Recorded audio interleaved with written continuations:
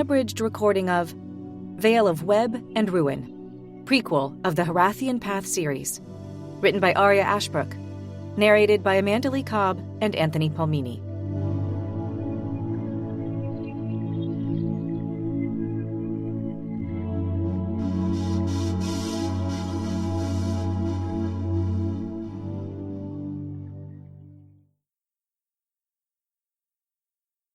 Chapter 1.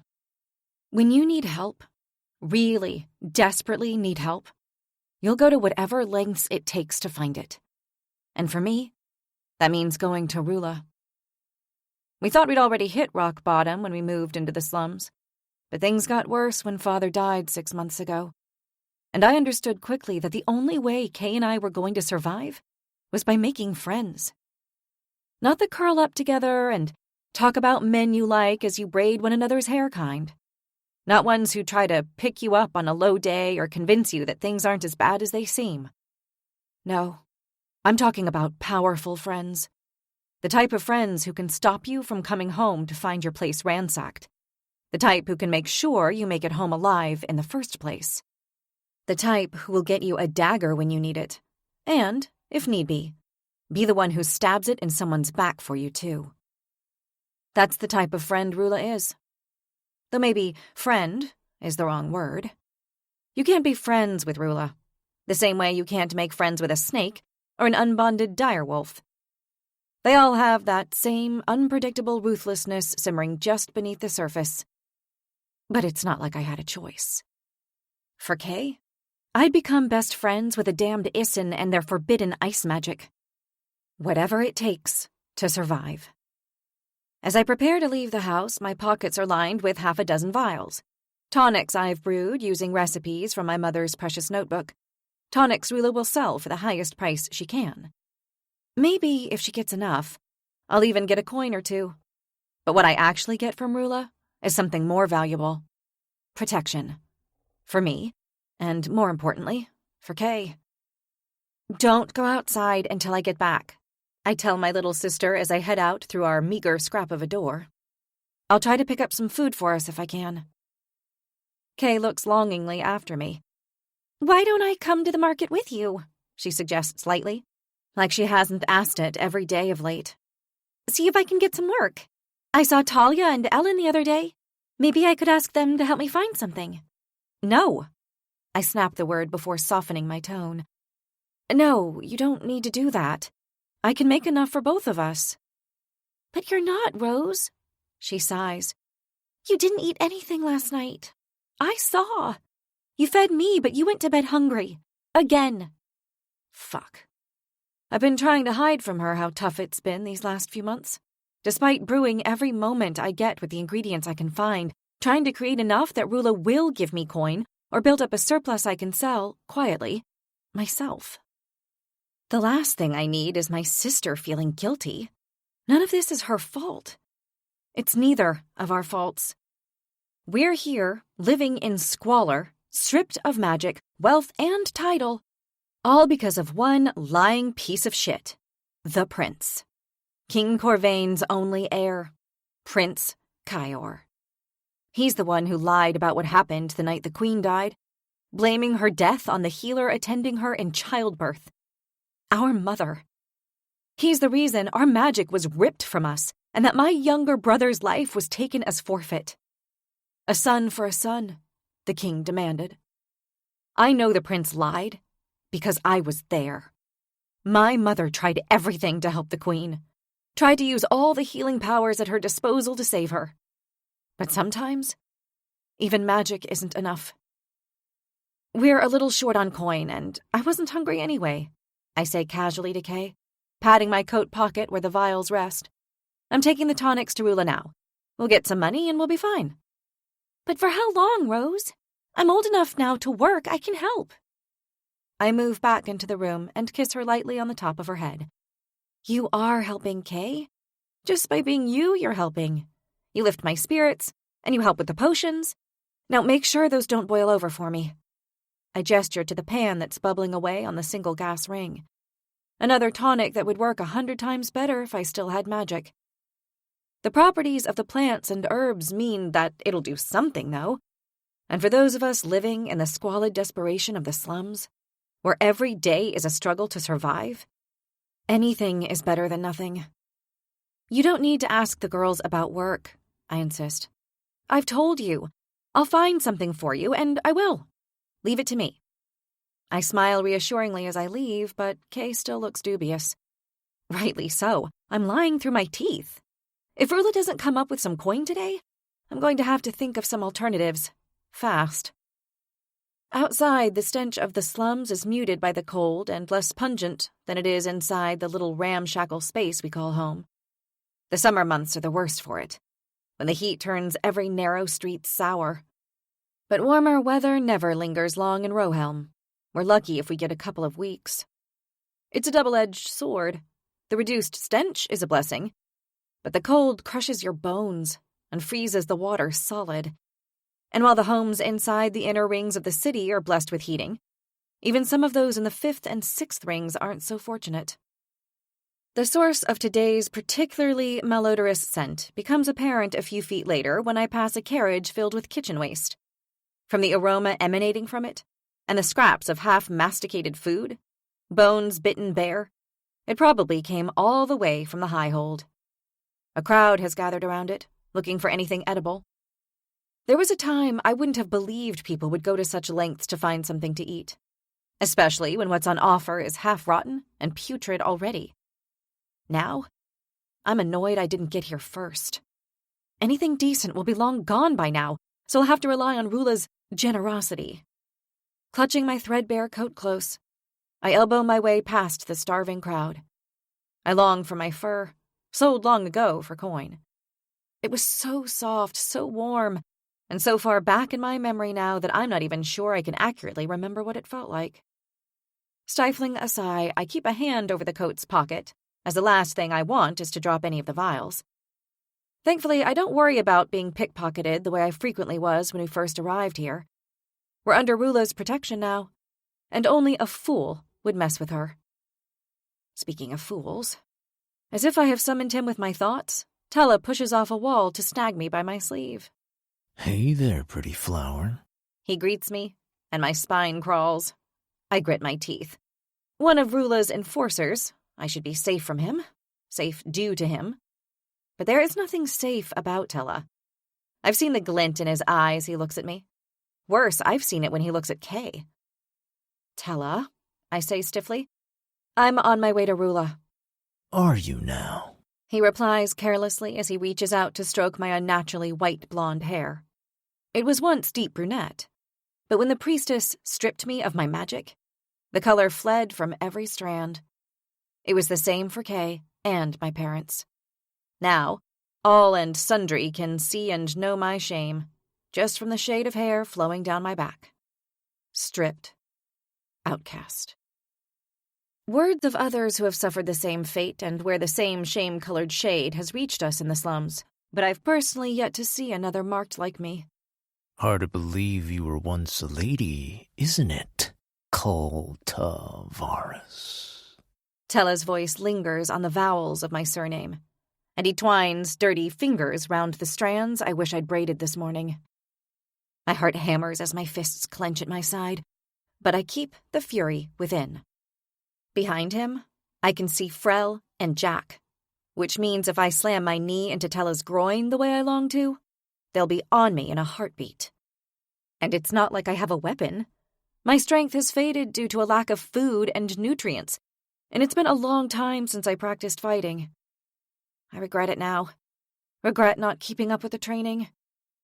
I can still throw a dagger straight, but I had to sell my last throwing knife 6 weeks ago when the hunger got too much. Which means there are only 2 things I can do. Grit my teeth, and let Tella keep playing with my hair. Better me than Kay. When are you going to let me come calling, Rose? He asks with a wink that makes my stomach turn. I'm too busy, I say as mildly as I can manage. I wish to hell I hadn't sold that blade. It's foolish to have no defense. Rula has me brewing potions every moment of the day. His hand trails down my hair to stroke my neck lightly. You better find time, Rose, or I'll be making it for you. You and your little sister. Bile burns my throat. But somehow I fight against every urge and manage to conjure up a false smile. Soon, I tell him. Soon. My mind whirs in panic. Tella has officially shifted from annoyance to threat, and specifically a threat to Kay. And that means he has to be eliminated. It's time to begin brewing a potion that doesn't heal, but harms, in case he does come knocking.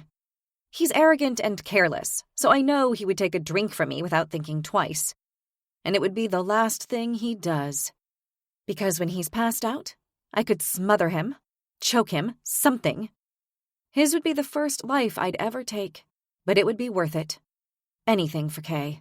We're late. Jack grunts, eyes flicking over me with the tiniest hint of compassion.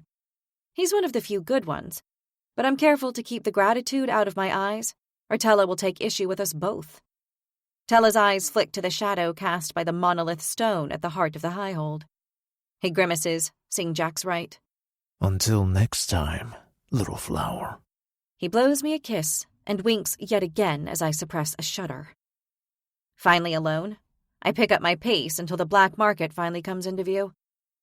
The market is not sanctioned by the king, yet I have no doubt a tithe is paid to him, or else his maroon-draped knights and their bonded direwolves would be here in an instant, whipping us all into bloody shreds. It is certainly not compassion that stays the king's hand. Though perhaps it's simply that, as far as he's concerned, the city of Rohelm ends at the 6th ring. Does he consider the people who exist beyond the concentric walls to be as repugnant as the Tauralian or the Isin? I push my way through the crowds, tuning out the usual curses at King Corvain and the back-and-forth pleas of desperate bartering.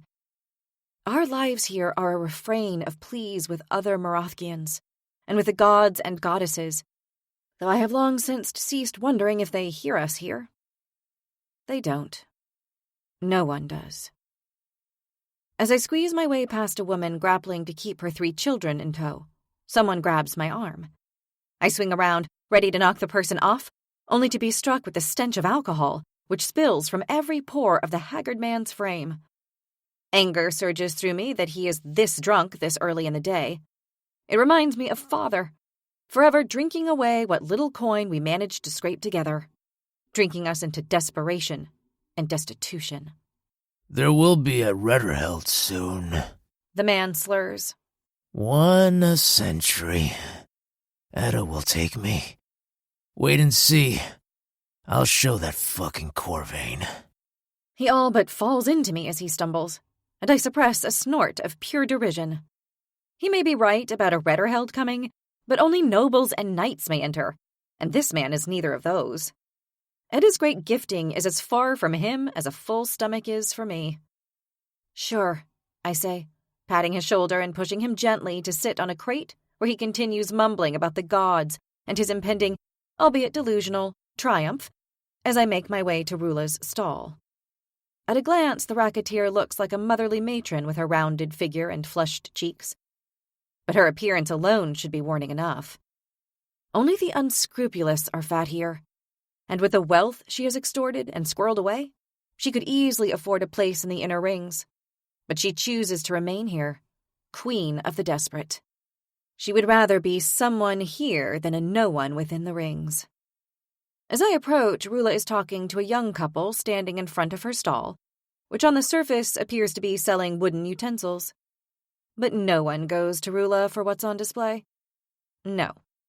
It's what's hidden under the fabric that matters. That's where my tonics will go. I drop into line at the back of the queue, although it only takes a moment before she looks in my direction and catches my eye. She jerks her head, summoning me forward. Unease causes me to falter. She usually makes me wait, keen to indulge in any opportunity to exercise her power. Come back later, she says bluntly to the couple.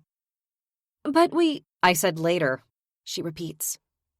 Her words are clipped, and there's a glint in her eyes that says if they don't obey, she'll make sure they're sorry. Muttering, the pair slink off, leaving me space to step forward. I've got 6 for today, I tell her. And they're good. Potent stuff. I refined my mother's recipe a bit to balance out the lack of magic. Don't care how it works, as long as it does, she grunts. It does, I say, pulling them from my pockets. But I don't pass them to her straight away. I know you're selling the vials for more than when we started, I say, my throat dry. I force myself to continue. And they're better now than they were back then. She arches an eyebrow. And your point is? You're making more money off my tonics now, I state simply. So I should be getting more too. I'm sorry. Were you under the impression that the world was fair, kid? I bristle at the term. I'm 19, not 9. She continues, gesturing between the two of us. That's not how this works. I know. But you said when we first arrived that you would try to find something for Kay? Suitable work? Despite my best tutelage, Kay's potion making is worse than hopeless, and like everyone in this life, her options remain limited. Kay, Rula repeats blankly. Acacia, my sister. Right. She's pretty. Very pretty. Her lips curl and I know what she's thinking. Not that, I say firmly, refusing to sell my sister to fill my stomach. Look, she's at the age where she needs to have something to do. And I know you're the person who can sort something like that. Something suitable for a former lady. You have power, connections. A little flattery never hurts. She tries to shrug indifferently, but I see the glimmer of satisfaction in her eyes. How about we keep the price the same, and you charge whatever you like, but you find Kay something to do for work? And if I don't? She says, eyes calculating. I shrug casually, even though my heart rate is spiking. I've had offers from other people who can provide. I choose my next word carefully, enough to concern but not anger her, I hope. Protection. Is that right? She says, her jaw clenching. And you'd do that, would you?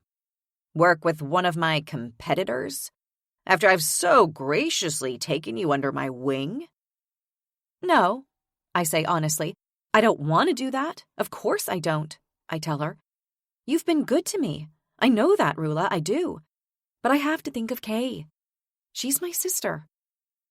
She presses her lips together, and my body tenses.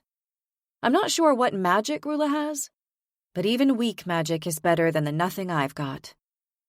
As I wait for her reply, a dark gleam sparks in Rula's eyes, and I know whatever deal she's about to suggest is going to sting. A lesson for challenging her, even a little. Okay, Rose. How about a little proposal? I need something. A plant. Hope flickers within me. That's my area of expertise. And there was a time I likely could have got her anything she wanted, or even magically provided it myself. Mother's orangery back in the Highhold was almost as well stocked as the goddess's garden. Now I grow what I can, but it's not easy in these temperatures. What is it you need? I ask. And what job will you get for Kay? I've heard of a job in the 5th ring. A nanny, a teacher, whatever. They want someone who is nicely spoken, gentle-like. Your Acacia would be perfect for it. My body tenses as I wait for the catch, because there will be one. So, what's the plant? Her lips corkscrew into a smile, and it's twisted, threatening, and altogether creepy. Well, that's the fun part. Chapter 2. I stare dumbly at Rula. Hemlock? I repeat aloud. She wants me to steal hemlock? Rula nods. Or another poison that works the same. Quick, untraceable, no chance of recovery. I don't want a well-meaning healer interceding. I balk, shaking my head in disbelief. That's not the type of plant I just have on hand, I reply. Sure, I have plants growing at home that could cause harm, knock someone out or cause tummy aches and fevers, but nothing deadly. Surely you have connections you could trade with. Rula sniffs at my remark. Time is of the essence. I'm sure they grow it in the goddess's garden. You'll just have to take a trip there tonight. Of course, if you're not the right person for the job. She lets the unspoken threat linger. If I'm not the right person for the job, then she's not going to help Kay. Instead, my sister will be forced to take to the streets, selling her body for coin. I've been in the goddess's garden before, and I certainly know herbs well. The garden isn't even that heavily guarded. After all, who would dare steal from the priestesses? Apparently me. That's who. And if it were any other herb, I wouldn't hesitate. But hemlock? Poison? And I don't need to ask how Rula intends to use it. She's a nefarious person asking for a nefarious plant. If I give it to her, someone will die. I swallow. But Kay won't. Kay will get a job, an income, a livelihood, sanity. Would I damn my soul for her? In a heartbeat. So stealing a couple of herbs from the goddess's garden? I can do that. Of course I can. Even hemlock. Still, Rula will only believe in the value of something if it's hard-won. So I give the protest she's expecting. I don't know if I can do that, I say to her. Not that quickly, not without preparation. You can, or Kay doesn't get that job. I continue my protestations. It would mean stealing from Edda, the goddess of life. Rula shrugs. Exactly. She doesn't need it. Hemlock is a herb for mortadem. She cackles a little, amused by her own joke. What Rula doesn't know is that my mother was raised by one of the priestesses of Edda. Dina is practically a grandmother to us, and there have been several times since my father died that I don't think we'd have survived without her perfectly timed visits, which always included a basket of food. I consider, just for a moment, asking Dina outright for the plant, but immediately dismiss the notion. She'd say no, I know she would. Dina would have no part in giving me a poison that kills quickly without a trace. Who do you want to use it on? I ask. Because even with Kay at the heart of my thoughts, it matters. It matters who Rula will kill. Some people have wronged me. Badly, she says finally. I have enemies. People who think that my falling down would allow them to rise. But the hemlock isn't for my competitors. She offers me a humorless smile that fades almost immediately. There were 3 girls, not much older than Kay. They lost their lives to this bastard. Which 3 girls? I ask, a churning sense of dread filling me. 3 of my best. Stella, Bryony, and Talia. A lump fills my throat. Talia. Kay's only got a handful of friends in the slums, and Talia was one of them. To lose a friend? And to lose them like that? It'll break her. My resolve steels. The last thing she needs is to find out the grim truth behind Talia's death. I'll have to think of something else to tell her. Why not go to the guards? I ask, though I know the answer before the words have finished leaving my lips.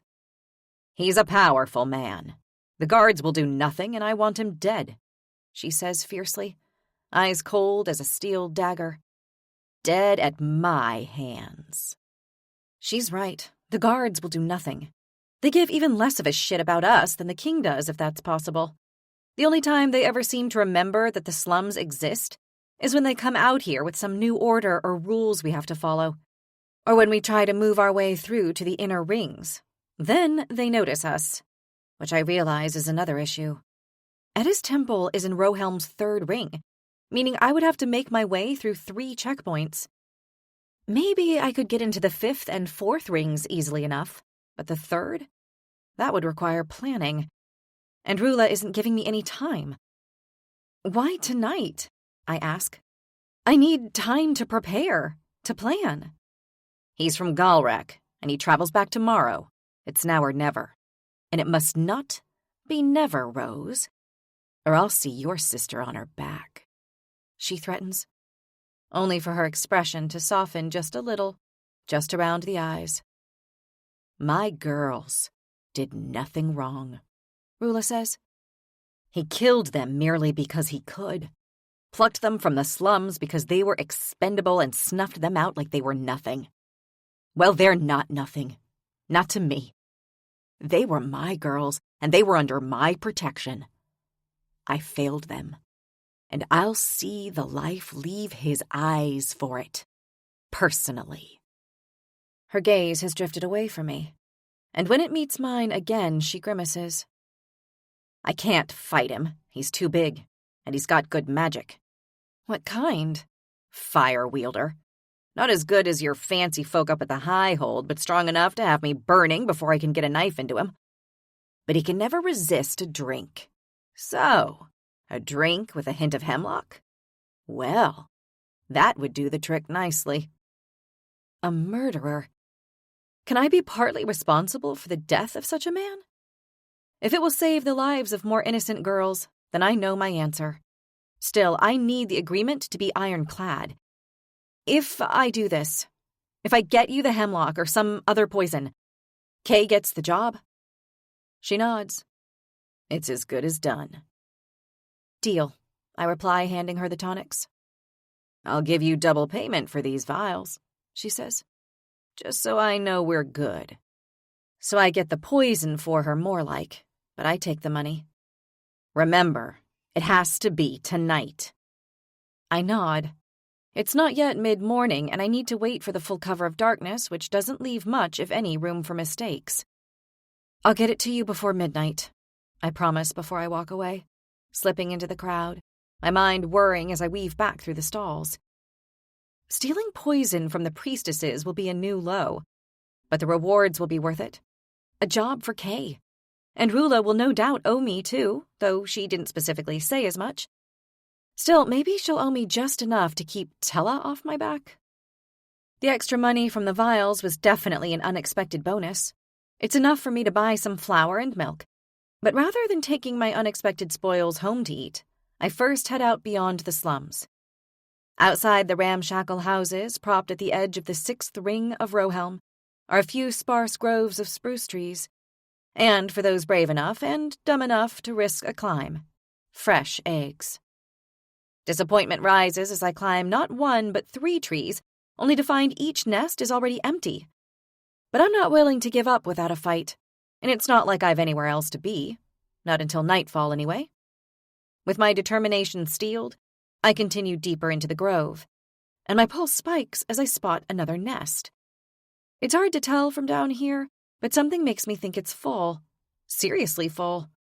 My hope reignites, and I once again set the milk and flour down, then start to climb, hauling myself up, scrambling and finding purchase on even the smallest holds. Climbing sets free a part of my soul that the high hold didn't manage to strip, my body inching further and further away from the life to which I am currently tethered, allowing me to lose myself in the view that stretches around me. I swing upwards, higher and higher. Several of the thinning branches bow, but they don't break under my meager weight, an upside to being painfully thin. Long gone are the days of muscles and strength, and yet as an unfamiliar ache pulled at my cheeks, I realize I'm smiling.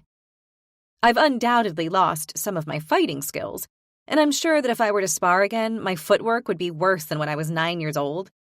But I'm lean and light, and the perfect composition for tasks like this. In this, at least, I can excel. When I pull myself level with the nest, I beam. Not just 1 egg or 2, but a whole cluster. 7. 7! Sorry, bird, I say as I take them 1 by 1 and slip them into the pockets where the vials were resting earlier. 7 eggs! That's almost the most I've ever found in one go. It won't just be pancakes. It'll be boiled eggs, too. My stomach roars at the thought of it, of being full. I wonder, even though I know it's a fantasy, if I could possibly bake a cake. The last time I had something sweet, Mother was still alive and we were still living in the 5th ring. We had no magic, but we had each other. Well, as much as Father remained after Florian's death. In the beginning, Father's drinking was to blunt the pain. But in the end, he had to drink to survive. He checked out of our lives long before his death, and it was hard to now remember the man he was before our ruination. Shaking myself back into the moment, I continue back down to the ground and force myself to think of happier things. Of pancakes. I won't let the past steal today's wins from me. With my new haul, I move even more carefully than I did when I had the vials in my pockets. Even a slight jostle could break siskin eggs. So I slow my steps, trying to weave carefully through the press of unwashed bodies. It almost works. I'm in the alley that leads home when a small child runs smack into me. "Sorry," she says wide-eyed. Simultaneously, I hear the crack in my pocket and feel the sudden dampness that seeps through to my skin. Fuck, I mutter to myself, only to see that the child is still there. She is looking up at me, terror on her face, like I'm going to do more than just swear at her. "It's fine," I say as I sigh. "Don't worry." She flashes me a relieved smile before darting towards the market. My heart sinks, and not just because of the lost eggs, though I don't want to think of how many she broke. She was so emaciated that it was impossible to say how old the girl was. Maybe 6, 7? I bet all she's ever known is this life, this poverty, this starvation. Though maybe that's easier. Easier than knowing there's a whole different world out there where people have so much food they don't even bother finishing what's on their plates. "Guess what?" I say as I open the piece of metal that's our door and then slide it back into place once I'm inside. Kay jumps up from where she's sitting by the fire. I've told her a couple of times that we really shouldn't waste decent firewood until it's cold enough that our breath fogs. And I can't decide whether she keeps forgetting or just doesn't care about the risk of inhaling wood smoke all day. But I guess it's not as bad as dying from the cold. "What, did Rula find me a job?" she asks, her eyes wide with anticipation. I open my mouth, momentarily considering whether I should tell her that maybe there's a chance she'll have a job by the end of the week. But I don't want to get her hopes up. Hope's almost as big a killer as cold out here. It rots the mind the way the damp rots the wood of our bed. "She's looking into it," I tell her, feeling that's a good compromise. After all, I'm not going to tell her the whole truth. She can't know about the hemlock, not ever. Kay would never be on board with me breaking into the goddess's garden, let alone being complicit in a murder. The less she knows, the better. "I got eggs," I say triumphantly, reaching into my pocket. My hand finds the sticky, broken shell first, and Kay's face falls in disappointment, though she makes a poor attempt to hide it. "Don't worry, that's not it," I reassure her hastily. "I got others. In fact," I pull out the first one with a sense of relief. By the third one, she's grinning, and by the fourth, her hand is covering her mouth in shock. I reach back into my pocket, ready to retrieve the last 2, but feel only one. "Everything okay?" she asks. I dig deeper. The lining of this coat has so many holes it could easily have fallen through. But there's nothing. Just the one egg. The little kid, I realize. Of course, running into me wasn't an accident. And that was why she looked so scared. She thought I'd figured out what she'd done. Realized that she'd stolen from me. A flicker of anger flares to life only to fade almost instantly. The little girl didn't steal it for fun. She did it because she was starving. Because she needed to eat. I get that. And it's not like 5 eggs isn't a decent haul anyway. "I can do an omelet," Kay says, excited. "We could use some herbs and spices and maybe even..." Oh. Her face falls a little, and I'd do anything to bring her smile back. "What is it?" I ask. "I was just thinking that if we had some flour and some milk, we'd be able to make some pancakes." She tries to force a smile. "Flour and milk like this, you mean?" I grin, pulling the bottles out of my coat. Before I can even register what's happened, she's jumped up and wrapped her arms around me so tightly I can barely breathe. Pancakes. I can hardly believe this boon we've been gifted.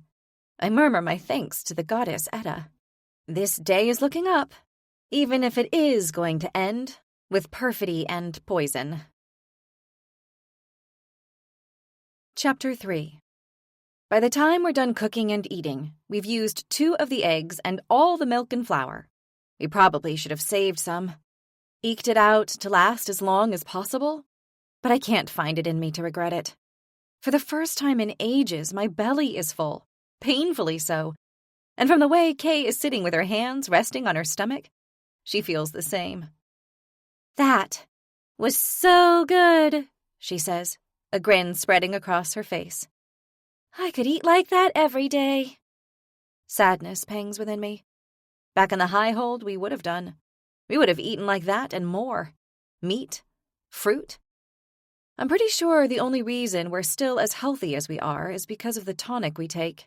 One of my mother's own creations. One she insisted we take every day. Even when she was sick, she still brewed it, until I took over the role, ensuring Kay and I both took it. Thankfully, the ingredients flourish in colder climates, and are currently growing well in small pots that litter our floor. I'm not sure my version is as potent as the one Mother used to make. I certainly can't imbue it with magic the way she could back when we lived in the Highhold. But it's not like Kay or I have ever got properly sick, so I guess it works. Either way, I keep on making it. One last connection to Mother and all that came before. I pick up the plates and move over to the basin of ice water, ready to clean them. It's so cold that even though I broke up the ice that morning, it's back again. We both go still when there's a knock on the makeshift door. "Expecting someone?" I ask Kay. Anxiety stirring in my gut as I think of Tella's less than subtle comments earlier. She shakes her head. "I did say I'd go to Evelina's this afternoon." I nod, but we both know our neighbors Coram and Evelina never knock on us. My body stiffens. When we first arrived, we suffered countless break-ins. Some were people seeing what the Queen Killer's family had that was worth stealing. But not all.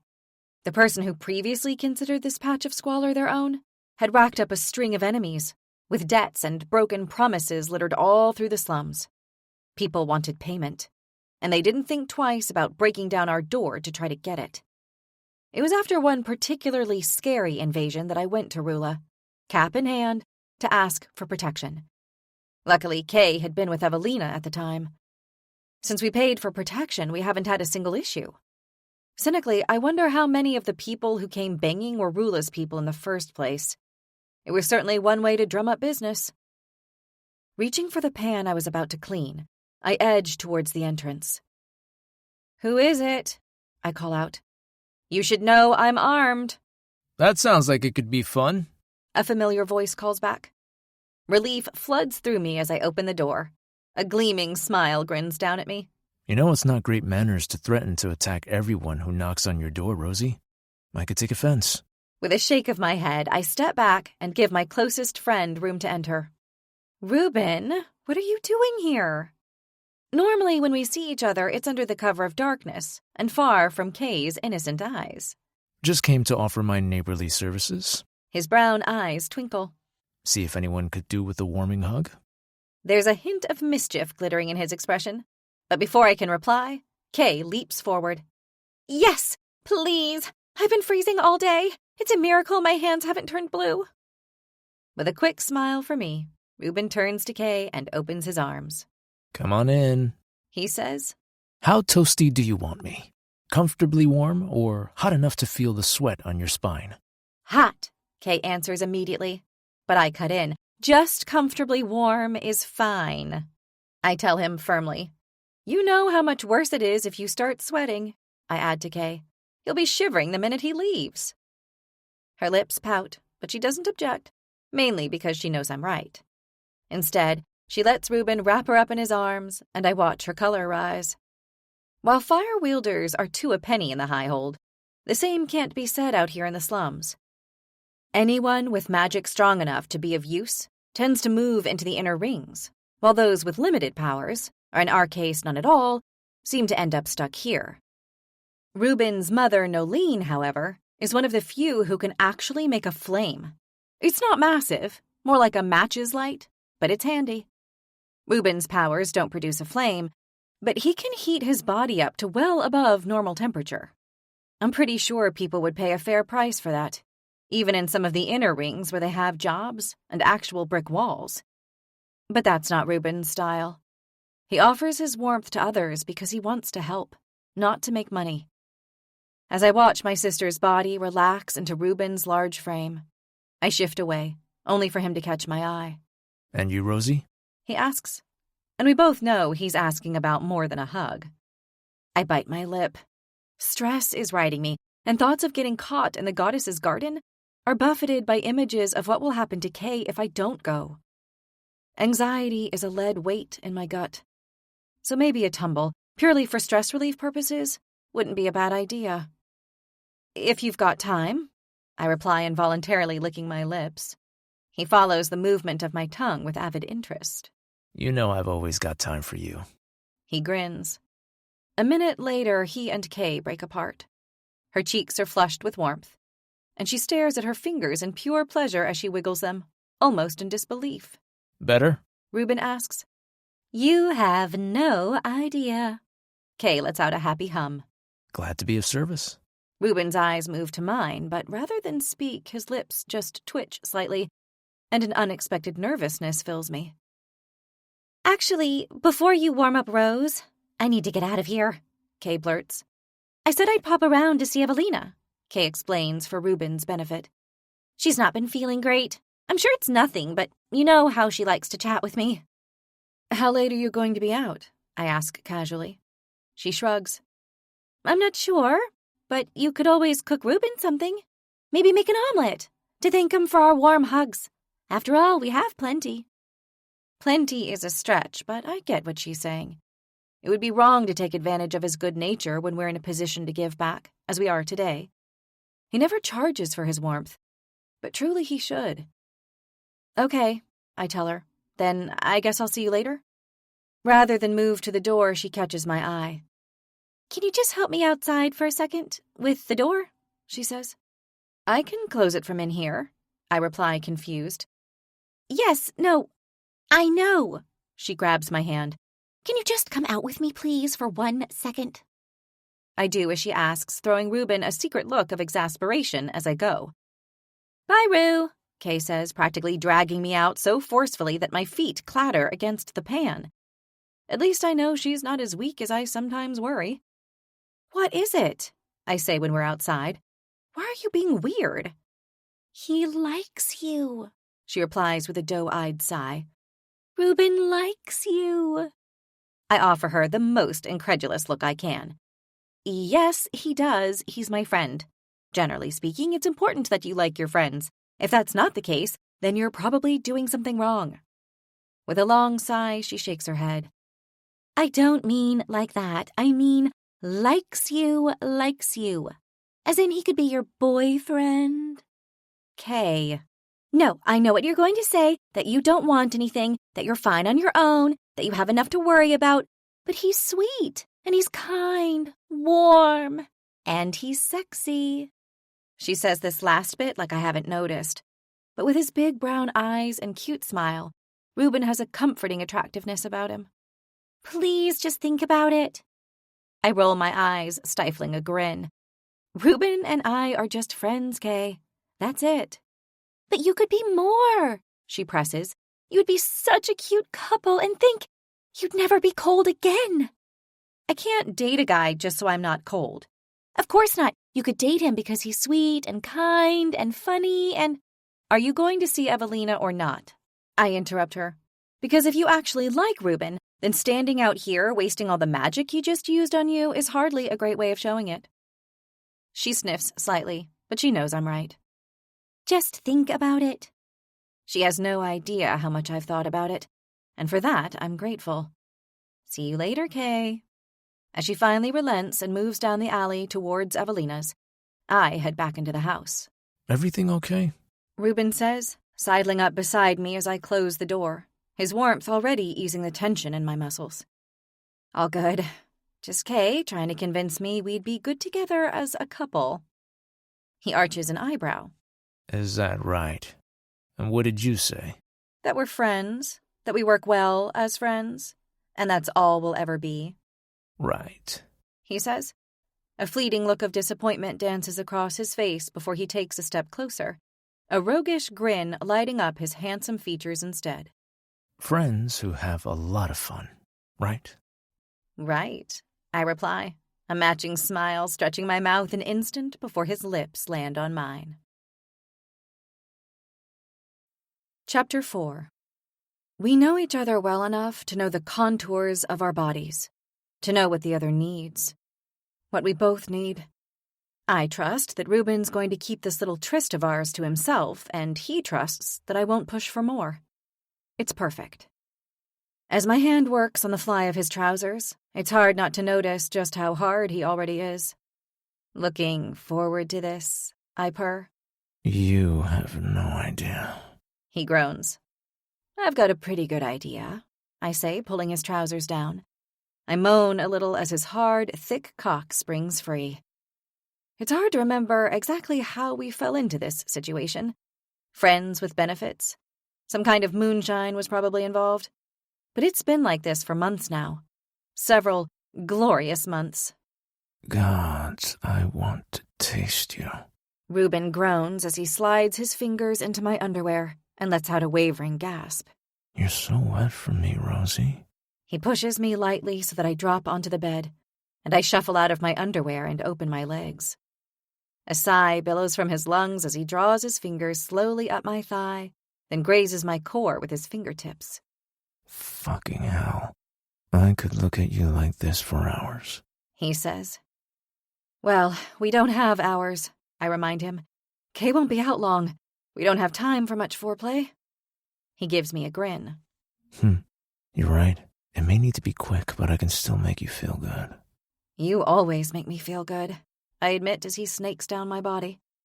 A second later, his head disappears between my legs, and I fight the urge to moan aloud. Walls in the slums aren't exactly thick, and it's easy to hear Evelina or Coram coughing next door. I bite down on my bottom lip, trying to contain the wild feeling that ebbs through me. His tongue is so damned good. Not just warm, but deliciously hot. And as he laps at my sensitive bundle of nerves, jolts of pure pleasure are sent spiking through me. I clamp a hand over my mouth, stifling the moans that want to whimper out. You can let go, you know, Ruben says, moving his mouth momentarily away from me and replacing it with his skilled fingers, which move in perfect circles over my clit, just the way I like before plunging deep into me. More, I whisper, but he shifts his head back between my legs. I grab a fistful of his hair and pull him up. We don't have time for more of that, I tell him. You need to be inside me, now. Wow. Romance really isn't your thing, is it, Rosie? But he's already obeying, lining his hips up with mine. Did you come here for romance, or to come inside me? His eyes glitter. I think we both know the answer to that, don't we? Ruben reaches forward, untying my shirt so he has access to my breasts, then pulls off his own shirt, causing my muscles to clench and a new wave of heat and wetness to flood me. His body is impressive. Skinny, yes, yet still somehow filled with hard-corded muscle. There's not an inch of fat on him, but he has inches aplenty in other places. I can't resist reaching out a hand and wrapping it around his impressive cock. I lick my lips at the feel of him. There's something about the quantity of pre-cum that drops from the tip that makes me desperate to taste it. Before he can move over me completely, I lean forward and run my tongue over the head of his cock. His entire body shudders. Gods, Rose, He murmurs, his eyes closed as his shoulders shift back. And for a minute I consider taking it all in my mouth, letting him fill my throat. It wouldn't be the first time I've done so, but I don't know how much time we've got now, and the urge to feel him stretching me is overwhelming, so I lean back, beckoning him to follow. The moment his body comes flush with mine, I'm flooded by the unnatural heat of him. His warmth is likely part of the reason this feels quite so good. He makes me forget about the hard wooden bed we're lying on. All I can feel is him. You okay? He asks softly, gazing into my eyes. I will be, I admit. Now get inside me and stop teasing. A second later, he's stretching my opening, gently, slowly. I want neither right now. You don't have to be gentle with me, I tell him. No? No, not now. Just make me come. Hard. Make me forget what insanity I'm planning in just a few short hours. Insanity I may not come back from. He rocks his hips into me, still a shade too slow for my liking. More, I gasp. He obeys, and his lips scatter kisses across my breasts, but that's not the part of my body that I focus on. Now, my mind is entirely absorbed by the feel of him pushing deeper and deeper into me. It's so much, maybe even too much, but I don't care. Right now, feeling him filling me like this makes me forget everything else, and that's what I need. It doesn't take us long before we find our rhythm, my hips rocking into his thrusts as the orgasm builds within me. Rose, you have no idea how much I love doing this. He whispers, eyes locked on mine. I'm sure you say that to all the girls. I manage, my words coming out staggered between broken breaths as I grin at him. Yet his face remains completely serious. Rose, there are no... Oh, hell, he's not changing the rules, is he? No feelings, just fun. I want to go on top, I interrupt, rolling him over. I don't want to hear what he's going to say in case it ruins the very good thing we have going. But also, every second that he's here, there's a chance of Kay walking in, and that will end in a birds and bees conversation that I do not want to give yet. Instead, I plant my lips momentarily against his before sliding down his length. There's no denying that Reuben makes me seriously wet, but even so, with the size of him, it makes me gasp. As I sit back onto him, I move my hand down to my clit. No reason I can't get pleasure from every angle after all. But as my fingers begin to move over my swollen mound, he gently pushes them aside. Hey, that's my job, he says. Don't take that away from me. And what about me? I reply, grinding up and down against his length. His voice is gravelly and low. Trust me, you are doing everything you need to. I let my hand fall away and close my eyes, angling my hips up to get the best level of friction, letting his clever fingers take over the dance over my clit. He's a master of multitasking, thank the gods. Somehow, he's got the perfect rhythm as he rocks in and out of me while keeping his fingers at just the right amount of pressure I need to make me come. And all while maintaining a near-perfect ambient temperature that he's somehow transferring to me despite the minimal contact points. I want to hear you come, he says quietly. I'm close. Then go first, I pant. I won't be far behind. Not a chance in hell, he growls before upping the pressure and speed. A gasp rattles from my lungs as my muscles clench with an unexpected surge, and as I glance down at Reuben, I find him grinning at me. That's it. Come on, Rosie. Let me hear you come. I know you want to let go. Losing myself in him isn't something I can do. Not here and not now. Maybe not ever. My trust is a hard-won thing these days, but I can enjoy him just enough all the same. Come. I lean down to whisper the word in his ear, repeating the instruction. Come for me, Reuben. I want to feel you. Fill me. I want to feel every drop of you soaking me as if you can't hold it in any longer. I know from past experience that talking to Reuben is one of the quickest ways to make him come. So I let the words trip from my tongue and watch his eyes darken further. Tension is rolling through him as he tries to control himself, to make me let go first. But it's not going to happen. Or at least I assume it's not, until his fingers shift ever so slightly, and a jolt of pleasure soars so strong that I gasp as my orgasm slams into me. Fuck! It's the surprise that gets me more than anything else. 1 second, I think I'm in complete control, and the next my muscles are spasming as my hands reach down and grab the bed sheets in an effort to stop me from screaming. That's it, Rosie, he whispers only a second before his whole body judders beneath me. It's enough to make my body erupt into a second wave that travels all the way up and down my spine. No longer content with gripping the sheets, I put my hand in my mouth and bite down hard. If he stopped, then maybe I'd be able to as well, but his orgasm continues, his head thrown back, looking more handsome in that moment than he ever has. His hips buck from the bed, pushing deeper into me until I'm filled with so many different heats, my vision starts to blur. Fuck, Rosie, he says when he finally drops back down. With my body feeling fully relaxed, I flop down beside him, only to shift closer when he curls his arms around me. Cuddling was never part of our arrangement, but only an idiot would push away from his freely offered warmth. And I'm no idiot. What are you doing tonight? He asks, once he's caught his breath. Possibly being arrested for theft? Nothing, I lie. Why? You want to do this again? I rub a teasing hand along his softening cock. He barely has a refractory period at all. He could probably go again in minutes. But later, at his place, we wouldn't need to be in a hurry for fear of Kay's return. If only I didn't have somewhere else to be, I'd take him up on the offer. Actually, he clears his throat a little. I was thinking we could do something different. I shift away. You know something else we can do for free that's more fun than that? I ask him with faux confusion.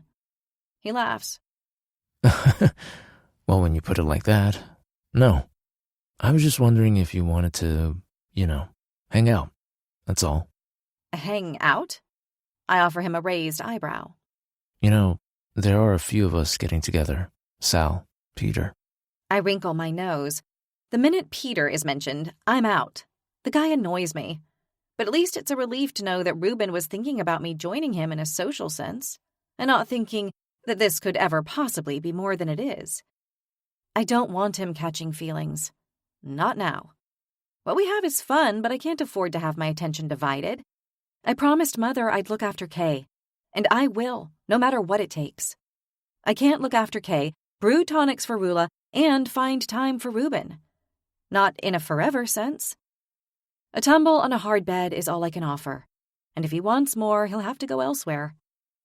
Tonight's not great for me, actually, I say, easing away a little more while wishing I could bottle his heat and take it with me. You've got plans? Should I be jealous? Wouldn't you like to know? I chuckle lightly. Although actually, I could do with a favor. He rolls over so that he's propped up on his elbow. Of course. What do you need? Chapter 5. What I need is an alibi. I thought Kay might actually squeal when I told her I was heading to Reuben's for the rest of the evening, even though I reiterated the just friends line countless times. I need to work out how to convince her that that's all we are. But there's no way I can do that and explain our current situation. Kay is still innocent enough to envision marriage to the man of her dreams. She wouldn't be able to fathom the possibility of having sex with someone just because it feels good. She'd expect moonlit strolls through the slums, planning out the future together, children, a home. That's what she wants. A happy ever after. And she deserves it. Me? I'm just grateful for every week we survive. So, where are you going tonight? Reuben asks again as I walk out with him, a bag slung on my back. I know we never mentioned whether we were doing this with other people, and I'm not trying to say you can't do whatever you want. Of course you can. But, I'm not fucking anyone else, Reuben, I tell him. You're not? A look of relief flashes on his face. I mean, if you could find someone who could keep me warm and supply me with constant food, then you might have competition. I wink.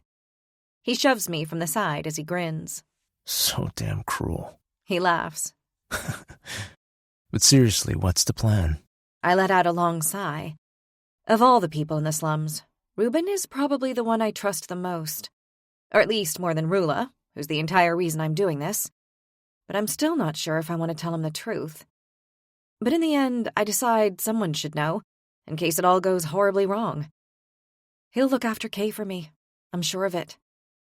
I'm heading to Edda's temple in the 3rd, I admit quietly, aware of the listening ears in the slum's shadows. To pray? He questions, a slight frown marring his forehead. To hope she answers my prayers, I say elusively. Thankfully, he doesn't press. Well, I'll be your excuse whenever you need me. Listen, if I don't come back... Alarm flares in his eyes. Why wouldn't you come back, Rose?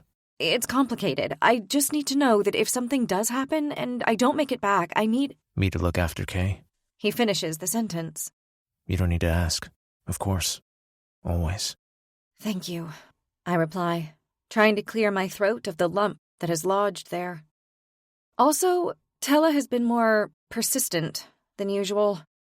While I'm out tonight, can you just keep an eye on her? Without her knowing, obviously, since I'm supposed to be with you. I can do that. He says, but his jaw is clenched. But what do you mean more persistent than usual? Nothing I can't handle. I hope.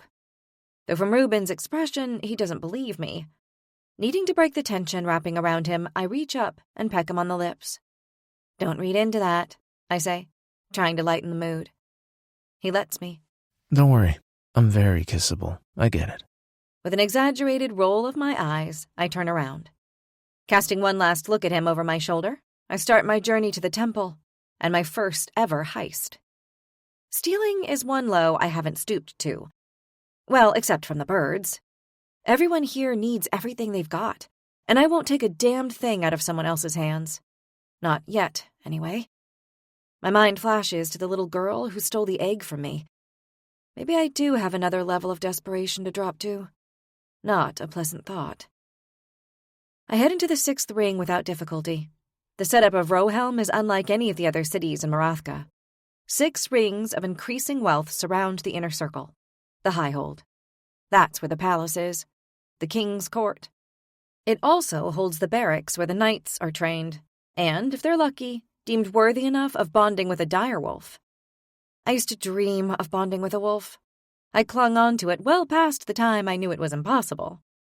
The Highhold was where I lived for years, where I believed I belonged.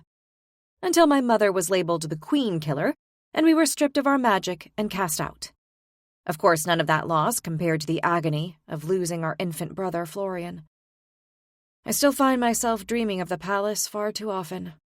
Dreaming of returning to a home that's stocked with eggs, milk, flour, and every other type of food we could ever dream of. Where I don't have to rely on Reuben to stop me and my sister from freezing to death. I know getting back there is an impossibility. Not without a Riddled. And even if the drunk fool was right, I'm not sure I could even enter, let alone survive it. The Riddled's for nobles, and since being stripped, I'm not even sure if I count as one anymore. Such daydreams are pointless, and it probably causes more hurt than good to imagine a future that's so much better than my present. But then maybe that's the whole point. Maybe I like the pain of remembering what we've lost, because it drowns out the pain pressing in on us now. Gaining access to the 5th ring is easy, and the 4th ring is still largely hassle-free. There are only 2 bored knights here, and no direwolves. They're letting the crowd stream in and out without checks. Lazy, but I won't complain, as it works in my favor. The 4th ring and its occupants are still too poor for anyone to bother stealing much. That's the king's way of thinking anyway. When you're actually poor, you know there are even levels of nothingness. In my mind, the people in the 4th are rich. They have food, jobs, and shelter. Their homes may be hovels in comparison to those in the Highhold, but they're solid little structures, miles above the ramshackle lean-tos in the slums, and they're warm and dry. Yes, the 4th are richer than they know. Like Corvain, I once considered those living in the 4th ring dirt poor. No hot water, no fires fueled by magic to heat their homes. But the fact that they have water at all, not to mention proper fireplaces with chimneys that channel the gray smoke up into the clouds rather than being forced to allow it to fill their homes in exchange for the meager heat the fire provides, is a gift we in the slums long for. It's early evening and the stalls are still busy. People have finished their jobs for the day and are coming out to buy food, clothes, and whatever else they need. And as several pairs of eyes turn to me, I realize my mistake. I left the slums without a hood. My bright white hair, evidence that I've been stripped, is on full display. As such, it means I'm easily recognizable as likely to be part of the Queen Killer's family. I used to get the same looks in the slums, too.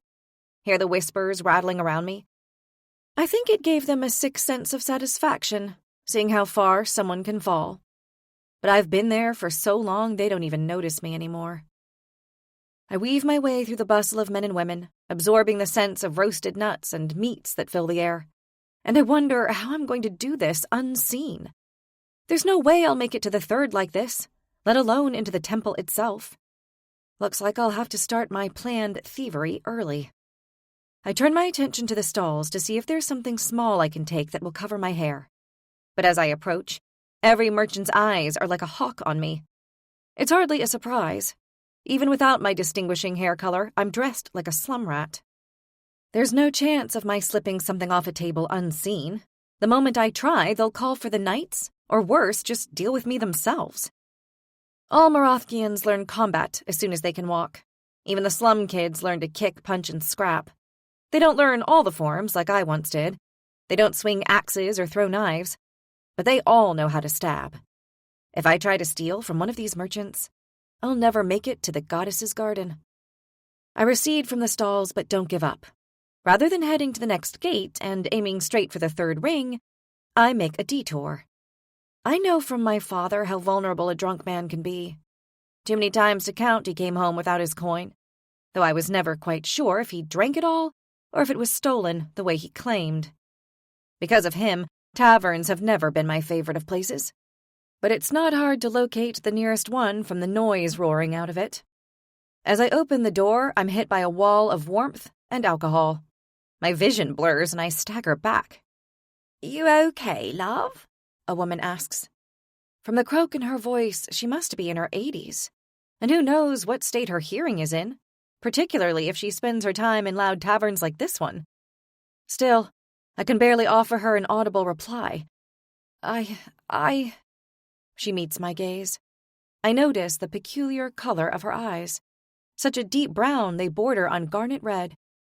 Yet as I try to get a closer look, I notice how her attention shifts to my hair. Fuck.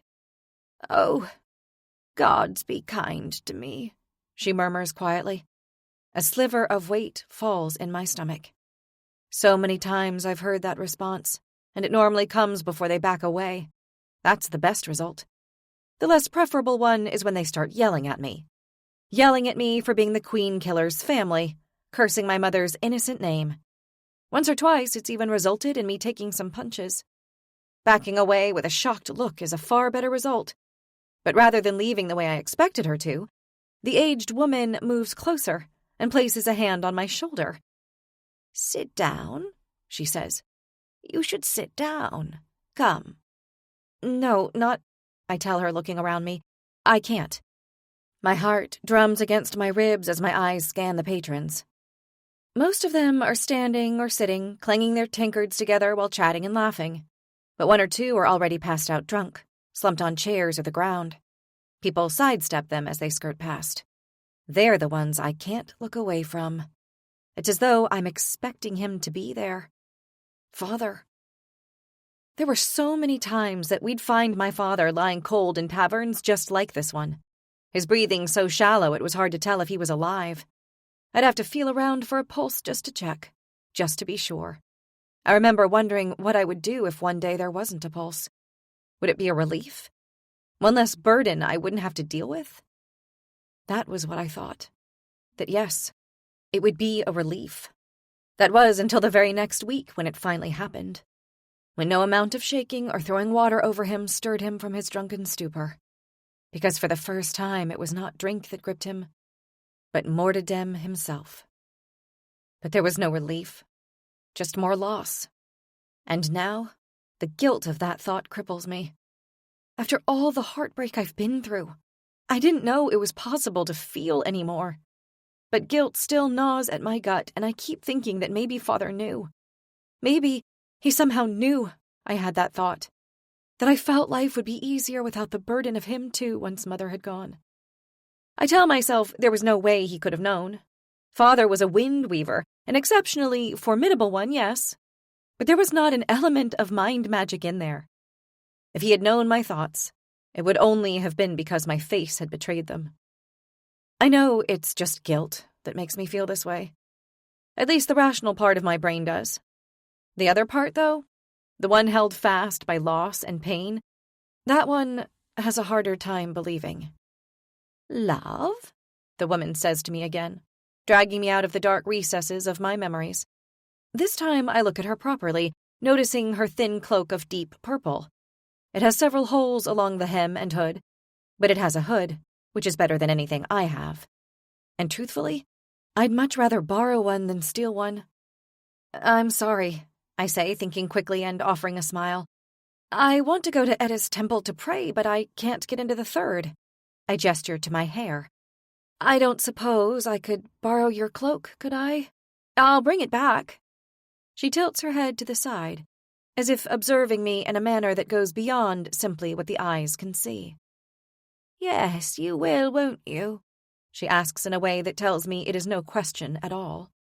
The hairs on the back of my neck rise, and an unease churns through my stomach, and I'm about to say not to worry, that I'll find another solution, but before I can, she's already pulling the cloak from her back. Of course you can borrow it, child. Really, it is the least I can do. There's something about the way the woman looks at me that unnerves me. Maybe it's the fact that she hasn't sworn at me or thrown something at me. I'm not used to kindness these days. I know well that any gift inevitably has a blade buried in it. But if this gift is barbed, I can't see how. Thank you, I tell her, stretching out my hand for it. But she wraps it around my shoulders herself, even going so far as to clasp the button at the top. Take care, my child, she says. I'll be here when you return. To talk. Okay, so maybe there is a barb. She's distinctly odd. Perhaps she's lonely? In need of company? Thank you, I reply, already planning to return the cloak subtly and sneak out of the place before she notices. Drawing the fabric tighter around me, I turn back to hurry out the door before she can change her mind about lending it to me. Chapter 6. The conversation with the woman was unnerving, but I try to push it from my mind as I head through to the third ring, the hood of the cloak concealing my hair. Considering how thin the fabric is, it holds more warmth than you'd expect, and I wonder about her magic. Perhaps she has something like Reuben, but is able to imbue her heat into inanimate objects. Or perhaps she was simply wearing it in a warm tavern for several hours.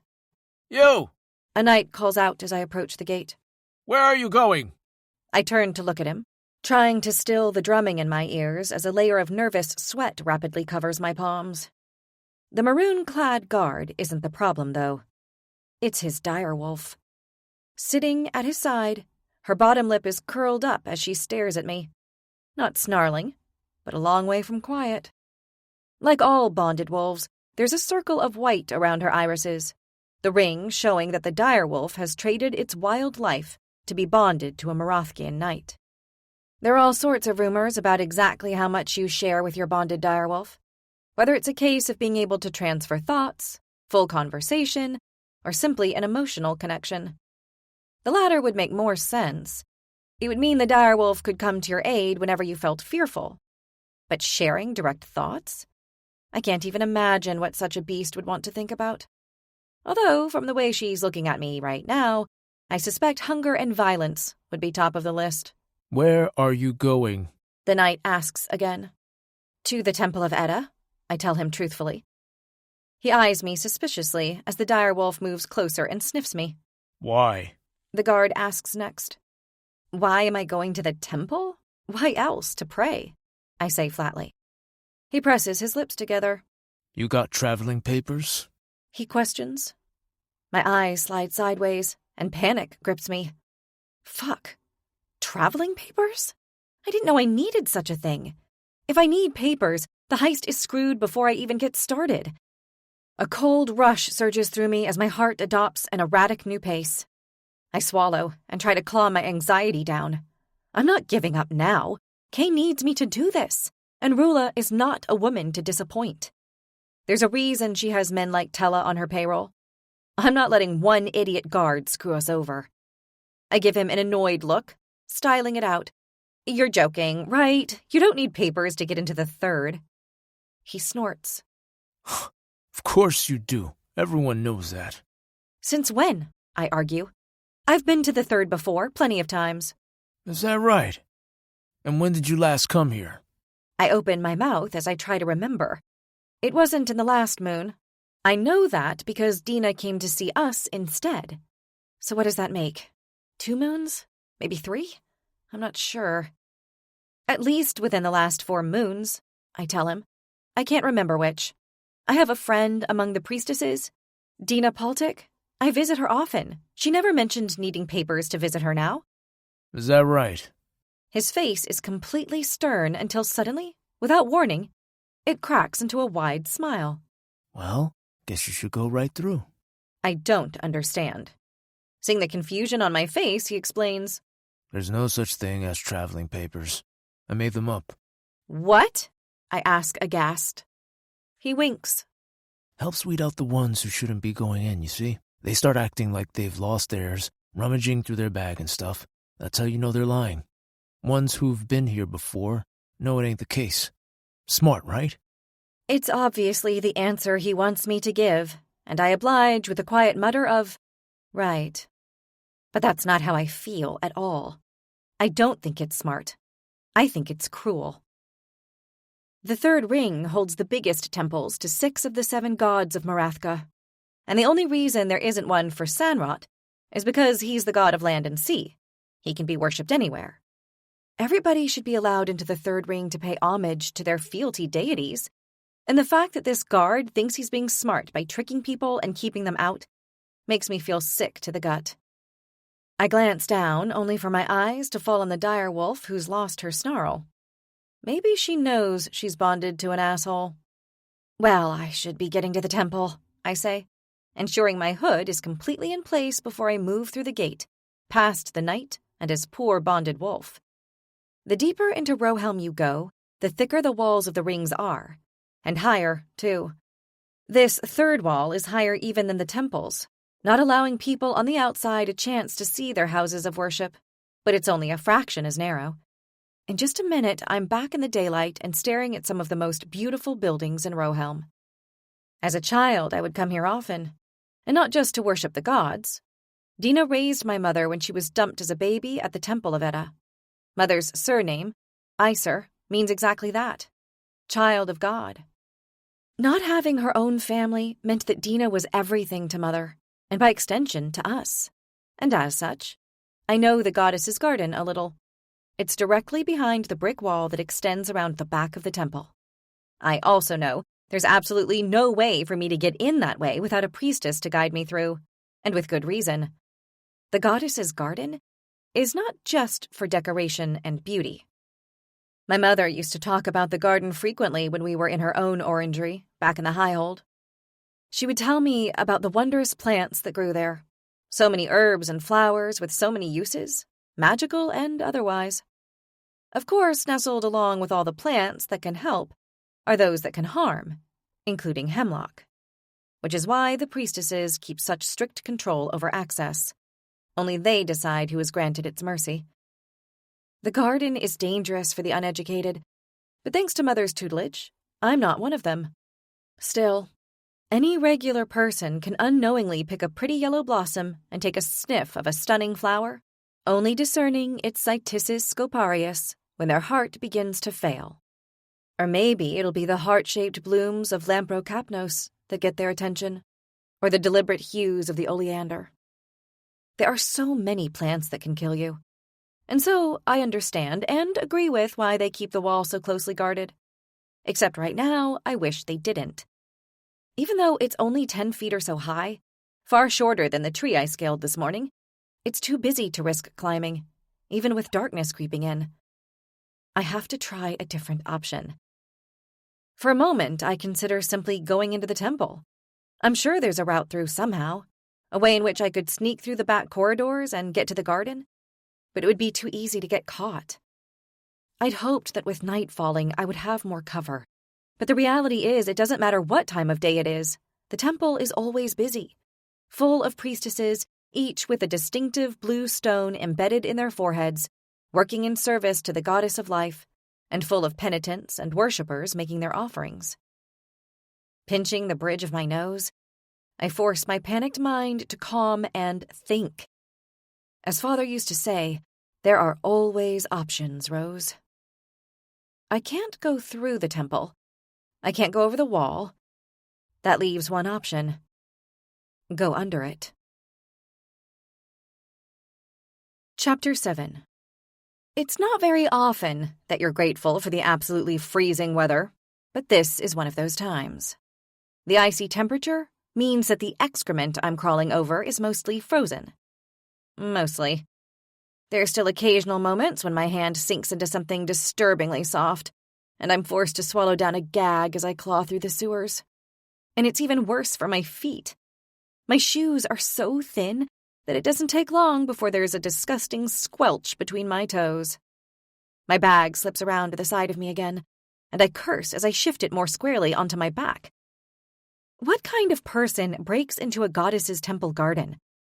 Not someone who wants Edda's favor, that's for sure. As much as the woman at the tavern gave me the creeps, I did fold her cloak and place it safely by the drain before I ventured into the muck so that I could return it to her in decent condition. That's assuming I don't get caught. I'm not sure what the punishment would be for sneaking into the goddess's garden, but when you consider that nobody would do it for an altruistic, harmless reason, combined with my family's checkered past, I'm pretty sure I wouldn't be offered leniency.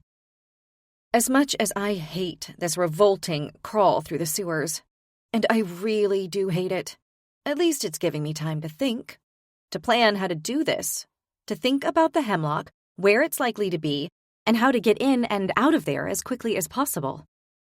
There are several other poisons that would do the job and kill the man who has done Rula wrong, but she was specific about wanting it to leave no trace.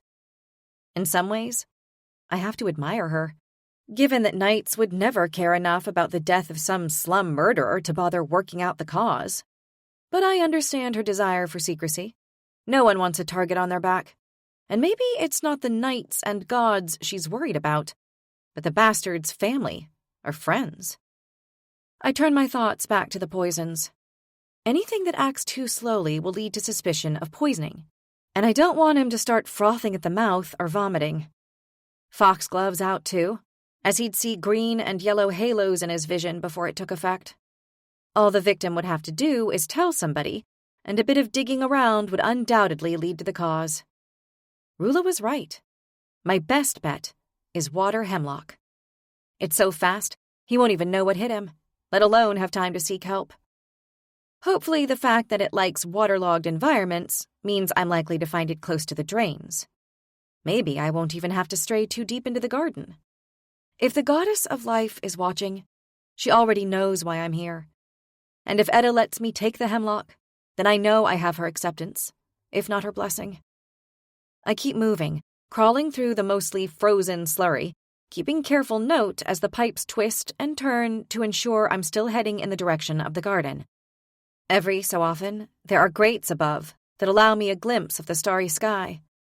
To start with, these grates show very little, but it doesn't take long before I'm under the temple itself. I can hear the patter of feet above me, the muffled talking and prayers of worshippers. This would be a perfect vantage point to spy from, that's for sure. A great way to listen in on other people's libations and desires, though I have neither the time nor inclination for that. Each person's wish is their own. Who am I to judge? Life has taught me I'm nobody. My hands are growing numb, and my lungs are struggling with the lack of fresh air. I'm desperate to cough and retch, but I strain against my stomach muscles. A misplaced cough in a quiet moment, and I will be discovered. A little way above me, I can see light filtering through that is somehow different, more muted. Evening light, perhaps? If that's the case, then I will soon be back outside on the other side of the temple and in the garden. I quicken my pace until I reach a ladder and climb up, gulping a breath of fresh air with pure relief. I hang there for a moment, just grateful to be free of the stench. I listen, and when I'm sure I'm alone, I push open the grate and step out of the sewer.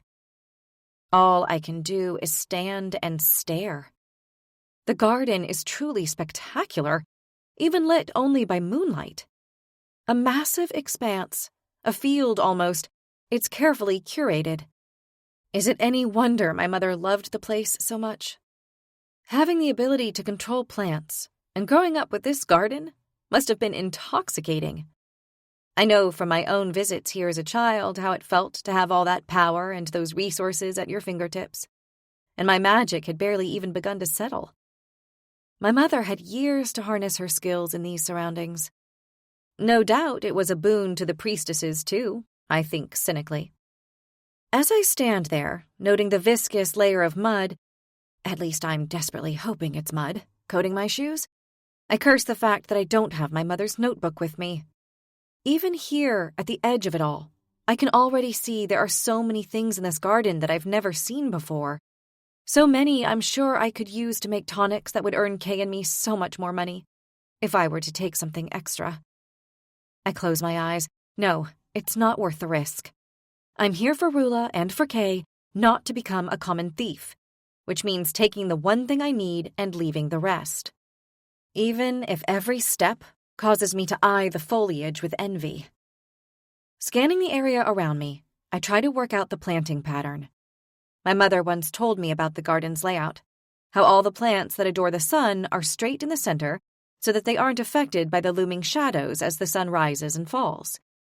But water hemlock isn't one of those, meaning it's likely to be near one of the walls. But which? I bite my lip as I consider where to go next. Hemlock is a fast-acting poison, so even though the garden is suitably protected against thieves and intruders, no one in their right mind would place something like that where it could be easily accessed, which means I probably need to move deeper in. Some of these plants are over 6 feet high, and even the smaller plants are so dense it's difficult to see through so many leaves. I know I'm looking for a plant with white blossoms, but no such luck there. I bite my lip. Maybe it would have been wiser to come earlier in the day. Sure, there are a couple of torches on the wall, illuminating bits of the garden, but it's nothing like daylight.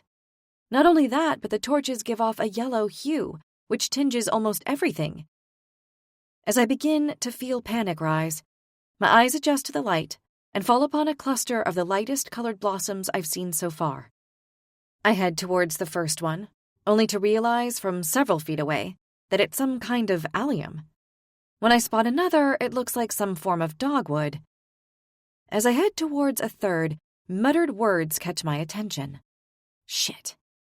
Immediately stilling, I peer between the bushes to see 2 priestesses in their cloaks, talking as they make their way towards me. Hurriedly, I duck down into a plant. Please don't let it be poisonous, I pray to Edda as my skin brushes up against it.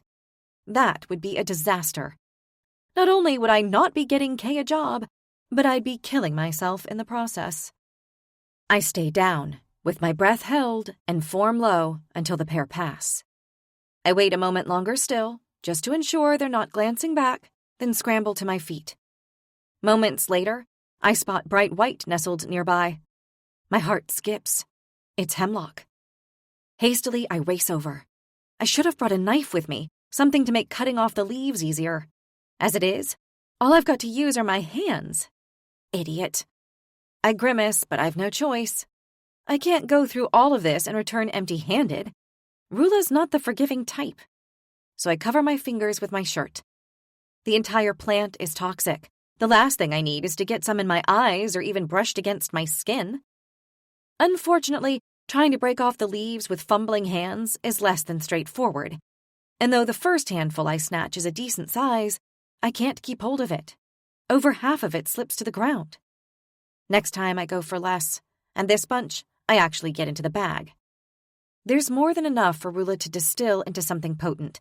Maybe even enough that I could keep a leaf or 2 for myself. Maybe one day I'll find a way into Highhold again, and I could slip some into King Corvain's cup, or into his lying sons. These thoughts of vengeance often warm me in the dead of night. When Reuben's not there to do the job, that is. I pull the drawstrings of the bag tightly closed and turn around ready to leave, only to find my path blocked. Oh, fuck. What in the goddess's name are you doing? Chapter 8. I don't know the priestess glaring at me, but her features are hard and her eyes narrow and angry. Oh, this is bad. She huffs. I will not ask you again. In the goddess's name, what are you doing here? My throat dries, and my heart hammers while I fumble for an innocent explanation, but there's only one priestess I can be taken to who might not see me thrown in jail. I'm here fetching some things for Dina, I blurt. Dina? Yes, sister. She asked me to fetch something. The woman looks behind me, searching for the accompanying priestess I should have with me, but don't. Priestess Dina, what exactly did she ask you to fetch? There's no way I can say hemlock. No one is going to be foolish enough to believe a priestess of the goddess of life would want poison. Pleading ignorance is the only thing I can do. Allium. She told me, yes. She said they were white plants, bushy flowers. Yes, they are, but those are not alliums, she says firmly, pointing at the hemlock plant before glancing at me, eyes trailing down to my hands. You did not pluck any? She asks. No. I lie easily, shaking my head. I make sure I stay in the shadows and pray she will mistake my white stripped hair for something else in the darkness, a honey blonde or even an old woman's gray. You're lucky. The sap alone is enough to blister your skin, allowing you to wander through this garden alone. It's highly irregular for Dina, not to mention dangerous. It's my fault. I wanted to impress her, so I told her I knew what they looked like, I say. Still, it is not right. I will take you to her now. I bite down on my bottom lip. Taking me to Dina. I've already seen one more priestess than I wanted to on this trip, and there's no way Dina is going to buy a lie about me not knowing what plant is what. I have no choice but to nod politely and let the priestess guide me to a far corner of the garden. There, pruning in near darkness, is the priestess who raised my mother, my grandmother in all but name. Her eyes widen at the sight of me and her fellow priestess by my side, but she recovers quickly. Sister Dina, the stern priestess says, I found this young woman wandering the gardens alone. She said you had sent her to find something. That I had. Dina looks up, her eyes cool now, no hint of the shock I saw in them a beat before. Yes, sister, I did. She was gathering something for me. I appreciate her vagueness. Well, she nearly gathered hemlock by mistake. She what? Her glare is enough to make me shrink into my shoulder. I should have gone with her. I trusted her to be better than that. Her choice of words causes a dead weight within me. Her disappointment is plain. I've never felt it emanate from her to me so directly, and it feels like a direct reprimand from my mother, too. A lump forms in my throat. Thick and hot, and I try to swallow it down. Thank you, sister. It was time Rose was leaving anyway. Thank you for bringing her back to me. I'll take her from here. There's a commanding tone to her voice, and while I know very little about the hierarchy of the priestesses, from the way the other woman dips her head and shuffles back slightly, she knows she's been dismissed. And I'm left here with a stone weight in my belly, staring at my feet. For some reason, I find it easier to square up against drunk men in the slums or climb impossible heights for a couple of eggs than to face the berating I'm about to get. Hemlock Rose? I hope she's joking. Her nose wrinkles. In the goddess's name, why do you smell like a sewer? I bite the inside of my cheek and consider making up some lie, but she'd see straight through it.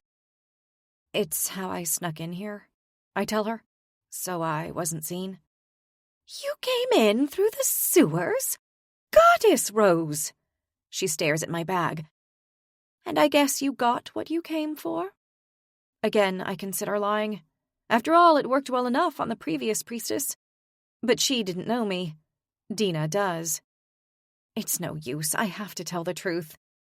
Dina, please. I need to keep Kay off the streets. By killing someone? A look of horror crosses her face. What's happened, Rose? Has something happened to Acacia? Why didn't you come to me? I shake my head. No, she's fine, for now. Please, Dina, believe me. This won't fall into the wrong hands. If anything, it's doing good. It's going to save more lives than it takes. But it will take lives. Her expression hardens, and as I glance down at her fists, I notice the way her hands are clenched. I thought she was mad at me, but I was wrong. She's fucking furious. You come into the garden of the goddess of life, and you steal a plant grown for death.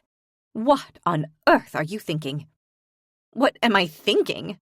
The fear and self-recrimination I felt only moments ago shift into frustration. I was thinking that Kay has been talking about wanting to work and the fact that I need her to work to earn money so we can survive. But you and I both know there's only one job a girl who looks like her ends up with in the slums. There's no chance of her being a seamstress like she could be if she were in the fifth ring. No work in a rich house, learning to cook if she were closer to the high hold. There's only one job for someone like her, and it will break her. It will break her so fully that I don't know if she'll even want to keep living after that. I'm exhausted, Dina. Father's only been dead 6 months, and it's taken everything from me.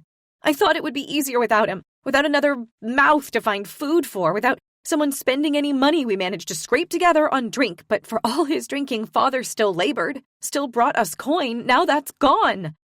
I've been doing all I can, trying to make it work and failing. I know I've been failing. We're starving every night, Dina. But now I finally got a chance to get Kay the right kind of work. That's what I was thinking. That maybe taking the life of one murderous rapist who killed one of Kay's only friends is worth it to prevent my sister from spreading her legs for coin and going the same way as poor Talia. So if you're going to ask me if I regret my decision to come here today, the answer will be no. 1,000 times no. Dina stares at me, jaw slack in shock. Rose. Edda is the goddess of life, she finally repeats, like I don't know whose garden I stand in. And yet her priestesses grow hemlock. For mercy! Right, I spit back. And what is it you always say to me? The goddess has her reasons. My skin bristles as I say those words aloud. I've lost count the number of times the priestesses have spouted that line at me. When we were stripped of our powers and sent from the household. When my mother got ill. When she finally lost her life. Maybe the goddess has her reasons for sending me here today. And making sure that you were here in the garden when I needed you. It's possible, right? You grow that herb. You grow hemlock. Surely there's a reason for that, too. I pause, giving her space to respond, but she doesn't. The goddess has her reasons for me being here. That's what I think. I fold my arms stubbornly. I see the deliberation flicker through her features. Surely she knows I'm right. That you can't use a phrase when it suits you and ignore it all other times. Meaning that maybe, just maybe, she's going to let me walk out of here with the hemlock in my satchel.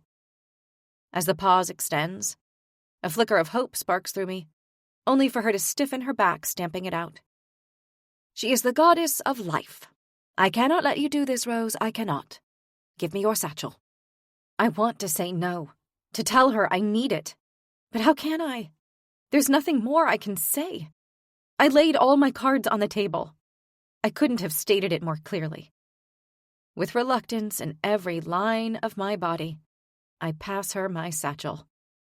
She opens it and takes out the small bag within it, mouth pressing into a hard line of disapproval. Come on.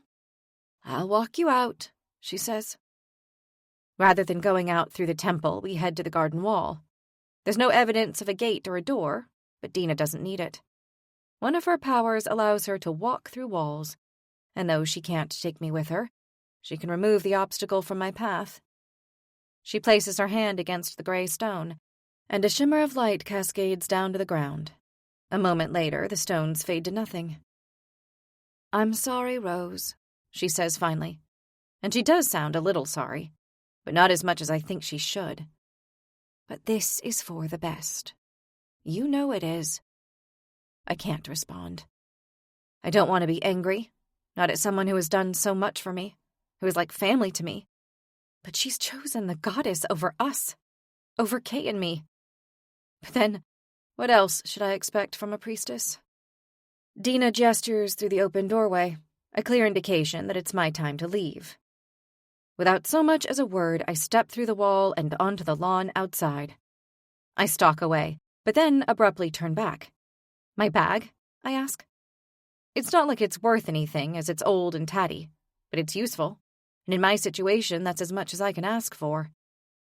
Of course, Dina replies, throwing it to me lightly through the newly created doorway. As it leaves her hand, I realize priestesses don't practice a lot of throwing, or at least Dina doesn't. It drops to the ground far too quickly, about an equal distance between the wall and me. I walk back to it with a slight huff. I bend down to pick it up, only to stop. My heart stutters. There, stuck on the tar-like gunk that covers my shoe, is a cluster of green. It's the first handful of leaves I managed to snap off. The one that dropped to the ground before I could get it into the bag.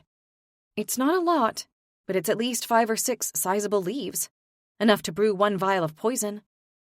Turns out, the goddess of life has a more nuanced way of thinking after all. My hands are trembling as I pick up my bag, wave jauntily to Dina, and walk very carefully away from the garden wall. Chapter 9. Once I'm out of sight of Dina, I use my sleeve to retrieve the leaves from my shoe and secure them in my bag. My heart drums, half with elation, half with fear as I'm careful not to touch them. The last thing I want is to injure myself now, after all I've been through to get them. I've succeeded. After everything, I've got Rula her hemlock. Her poison to kill this bastard before he can hurt anyone else. Before another young woman like Talia becomes nothing more than a headstone in the earth. Now I just need to get it to Rula before the night is over. As helpful as it was for Dina to allow me out of the garden through the wall, there's still the old woman's cloak I left by the entrance to the sewers. There's no way I cannot return it, not after she gave it so willingly, and it's only a slight detour to pick up the item from where I left it by the drain. It's quick enough to grab, and I don't bother putting it back on. The guards don't care about people moving out of the rings, and I don't want to soil it with what is undoubtedly an increasingly awful stench. Foul odor aside, my adrenaline remains high from my success, and I have to constantly fight the urge to check on the hemlock leaves and focus on getting back. The quarter moon is low in the sky. Going to all this effort only to miss Rula's midnight deadline is unthinkable. The tavern in the Fourth is busier than when I left, and from the upturned chairs that scatter the space, at least one fight has broken out since I was gone. A shudder of memories ripples through me. My father was never one to start fights, I'll give him that. But that didn't mean he didn't get caught up in them often enough. Countless times he'd stumble home, blood streaming down his face, so numb from alcohol he was entirely unaware of the gaping gashes that littered his cheeks and brows. And I would have to sit there, cleaning out the wounds and trying to ensure Kay didn't see him in such a state. I'm sure no other woman who grew up in the courts has used her sewing skills on skin more than on fabric the way I have. Pulling myself back into the moment, and grateful that I missed whatever brawl took place, I scan the space for the old woman, determined to leave before the next one starts. "You looking for Elia?" I jump at the voice behind me and turn to find a barmaid with deep red hair and yellow eyes looking at me. "You're looking for Elia, right? She said you'd come to give her the cloak back." "Oh, yes," I respond after a moment of confusion. Elia. It's not a name I've heard before, but given that the old woman was more than a little unique, it fits somehow, for her to have a unique name to match. "Thank you." I take the cloak and hold it out to the barmaid, though she doesn't take it. Instead, she nods to a table with an upturned chair. "Elia said you should wait for her, that she wanted to speak to you." My stomach twists. I don't have time to get embroiled in a conversation, not when I need to get back to Rula, nor do I want to. This Elia may have done me a favor, but there was something about her that caused the skin on the back of my neck to prickle. "Sorry, but I can't stay," I tell the barmaid, dropping the folded cloak on the table next to us. "She said I had to insist." "Then explain I insisted harder," I reply, turning on my heel only to throw the last words over my shoulder, "and tell her thank you." Most likely the old lady just wanted someone new to regale with her tales of the past, the way lonely people so often do. And it's not as if I begrudged her that. I can't imagine what it must be like to know that most of your life is behind you, and what remains ahead is likely full of pain and heartache. But there are plenty of other people there she can talk to, and I have a pressing engagement for which I cannot be late. The cold is hostile, but it has its advantages, encouraging me to take a swift pace. Although when I'm outside the walls and back in the slums, I realize my next issue. The market is locked down for the night, and unsurprisingly, Rula doesn't give out her home address. Does she expect me to hunt her down? That seems unlikely, considering it would raise questions as to why I'm looking for her. Still, I head to where the market is set up during the day. While there's no sign of Rula, I spy Jack leaning against a wall, his breath fogging in the air as he blows on his hands, trying to keep them warm. When his eyes land on me, he offers a swift jerk of his head. Apparently, I have to follow. You took your time. He says, as he ushers me down a side alley. Been waiting there for hours. Shit, you stink. I don't bother replying, as I'm too tired for small talk. Thankfully, he doesn't press the matter. We take several turns down increasingly narrow alleyways, our footsteps muffled by the cries and drunken wails coming from inside the homes around us. Wait here, He says eventually before disappearing down the next turning. I do as he says, shivering in the cold, until a familiar, corpulent figure, made all the more rotund with the excess of furs draped over it, appears in front of me a few minutes later. You can leave us. Rula's voice is a low bark at Jack, who scurries away without question, leaving me and the virago alone, somewhere in the depths of the slums. I'd really started to think I knew my way around the place over the last few moons, but it's a hive, a living organism that's constantly shifting and growing. Hopefully Jack will appear to show me my way back home, else I'll have to keep wandering around until I end up somewhere I recognize. Did you get it? She asks me. I nod and pass her the bag, which she undoes with exceptional deftness considering her gloves. Then when she glances inside, she wrinkles her nose at the contents. I tried to get more, I explain, but they got confiscated. Her eyes widen with shock as her gaze springs up to meet mine. You were seen? And then some, I admit, but by a friend. She wasn't willing to let me walk out with the hemlock, but I got a few when she wasn't looking. And you're sure this will do the job? Positive. Rula's mouth twists. Great, she says, shoving the bag back into my hand. Then I guess you'd better start brewing. He won't stay in the tavern forever. What? My entire body jerks, as if she's just struck me. No, I just had to get this to you. That was the deal. An all too familiar smirk twists Rula's lips as she looks at me with raised eyebrows. What do I know about brewing a poison? Brewing of any sort? No, you must do it for me. My head shakes repeatedly, though not fast enough to mute the rushing of blood behind my eardrums. She wants me to make the poison. If I do so, I'll be even more complicit in killing a man.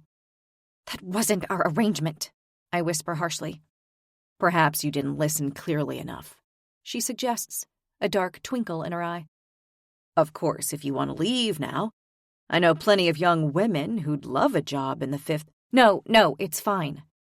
The words spill from my mouth before I can stop them. This is not what I agreed to, but what choice do I have? I've come this far. If I don't brew the poison for her, she'll just find someone else who will. Rula will get her poison, but Kay will be without a job. It would all have been for nothing. I try to swallow the lump that's forcing its way up my throat. I guess I'm going to be more involved in this murder than I planned. I wonder if the goddess would have left those leaves stuck to my shoe, if she'd known. Chapter 10.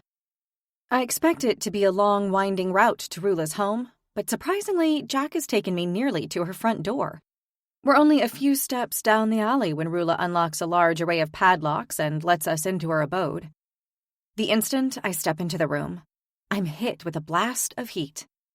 And rather than observe my surroundings, my mind rushes back through memories to a time long ago when this kind of warmth was once my normal. A time when my little brother was alive, and my life was filled with laughter, hope, a future. That's why I'm here, I remind myself, to try to get Kay a future again. Maybe not the type we believed we would experience growing up, filled with balls, direwolves, and all the wonder of the high hold, but a future with full bellies, warmth each night, and enough money to stop people like Rula from using us to perform her nefarious deeds. How long will this take? She asks, gesturing to a small stove in the corner of the room. I have people keeping him entertained, but I don't want him getting restless, deciding he needs to leave. It shouldn't take too long, I reply. I need some water, though alcohol's better if you've got it. And a pan you don't mind chucking out after. Oh, and a vial to put it in. I'm sure I have something you can use. As she moves toward the kitchenette and starts opening cupboards, my eyes fall on a large bowl next to the stove. It's piled high with fruit. Crisp apples, dimpled pears. My mouth salivates at the very sight of them. I'm not sure I can even remember what an apple tastes like. Sweet, I remember that much. Sweet and cool. I'm sure I'll have a couple to spare if you do this for me, she says with a smile that looks warm. But I already know. There's more ice in her veins than even the Isin have. Spurred by the promise of fruit, and trying to ignore the crippling unease that threatens to paralyze me when I consider what I'm about to do, I move over to the stove, taking the vial, which I'm pretty sure is one of my own, from Rula as I go. I need a knife, too, I tell her as I reach for my bag, and a chopping board, and something to cover my hands, gloves. That seems a little excessive, she replies. Unless you want me to render my hands useless so that I can't finish this brew, let alone ever make you another, I'd consider it more of a necessity. My voice snaps more than anticipated, and though snapping at Rula is never a good idea, I'm so tired that I'd almost certainly injure myself if I tried making the poison without gloves. Fine, she says. I'm sure I've got some lying about. As she begins to rummage in a trunk, I take my first proper look around the room. Warmth and fruit aren't the only items that convey Rula's status and wealth. Her bed is a soft mattress with a fur blanket, and there are several other furs hanging on pegs on the wall by the door. Hats, scarves, muffs. They're luxuries I can't ever imagine being able to afford again. And then there are the locks on the doors. Sure, I barricade our house as much as possible so that what little we have can't be stolen, but here is a proper door, with bolts on the top, bottom, and in the middle, not to mention a large chain that wraps around the center. No one is getting in here without her permission. These do, she asks, holding out a pair of thin woolen gloves. There are holes in the tip of the middle finger and in a couple of the knuckles, but the knit is tight. If I'm careful, I should be able to avoid any contact with the hemlock. The last thing I want is any giveaway boils or rashes to alert Kay, or, worst-case scenario, the knights. They should work. As I set to work, it takes all my focus to remain on task. If I'd known exactly what I'd be doing, I would have spent the time with Reuben this afternoon sleeping instead. Well, maybe I wouldn't, but I probably should have.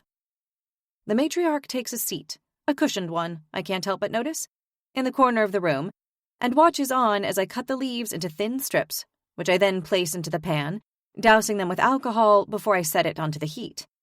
A low simmer only, enough to extract the poison but not denature it. That's what I hope, at least. That's how it works with other brews. It needs to simmer for a little while, I explain. Fine, then go and shower, you reek. I'll set some fresh clothes out for you to dress in. She gestures to a side room, and I can hardly believe it. Rula has a shower, and she's letting me use it. A minute later, I've stripped and stepped in. The water is cold but not freezing, and washing myself like this is a luxury I haven't had in months, maybe even a year. I'd love to wallow in the sensation, but I know we're on a deadline, and having come this far, the last thing I want to do is anger Rula. So as soon as I'm clean and certain there are no traces of the sewers or the deadly plant on my skin, I dry and dress in the borrowed clothes as quickly as I can. When I return to the brew, I find that a dark brown tincture, remarkably similar in color to ale, has formed at the bottom of the pan.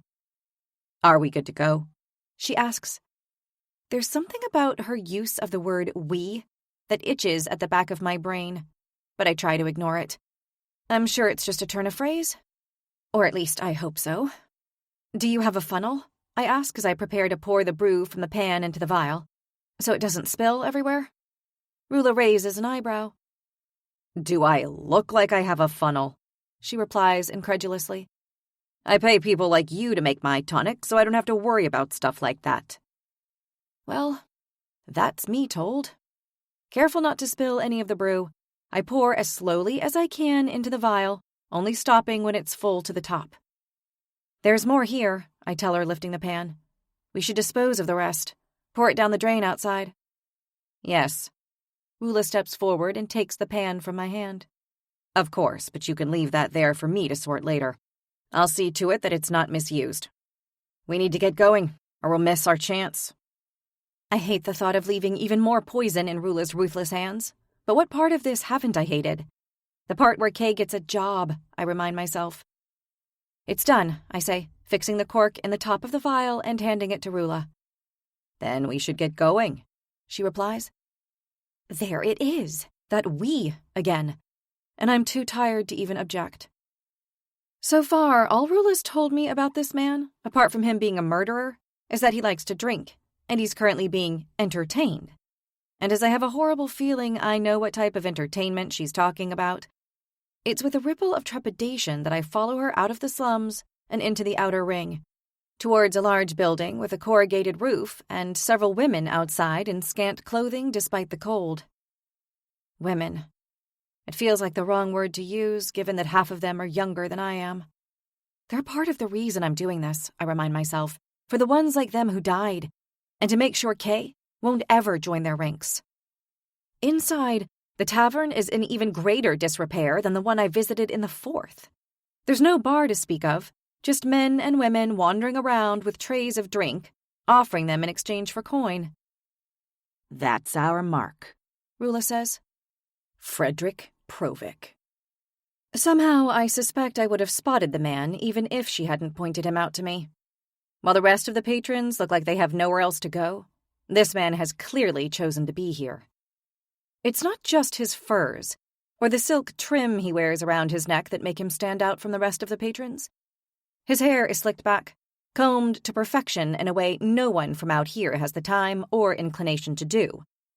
And other than the smudges of lipstick on his cheeks, his skin is clear, not pitted and mottled from the cold. Then there's the pile of coins in front of him. If the sight of fruit at Rula's had made me salivate, this is enough to have me outright drooling.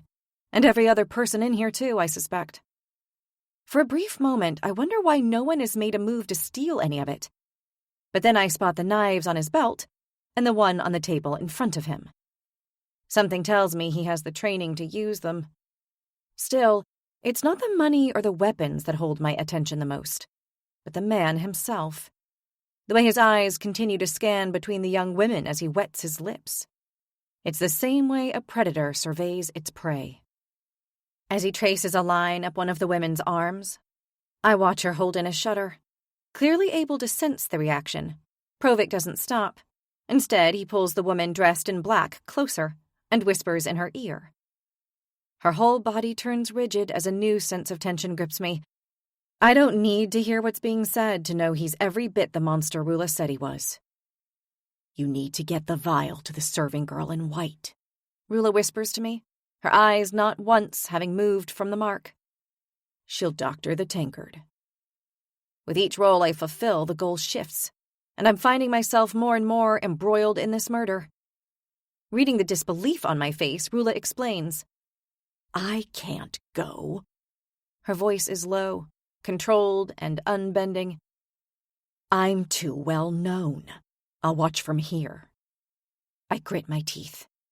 For Kay, I remind myself for what has to be the 1,000th time this night. I'm doing this for Kay.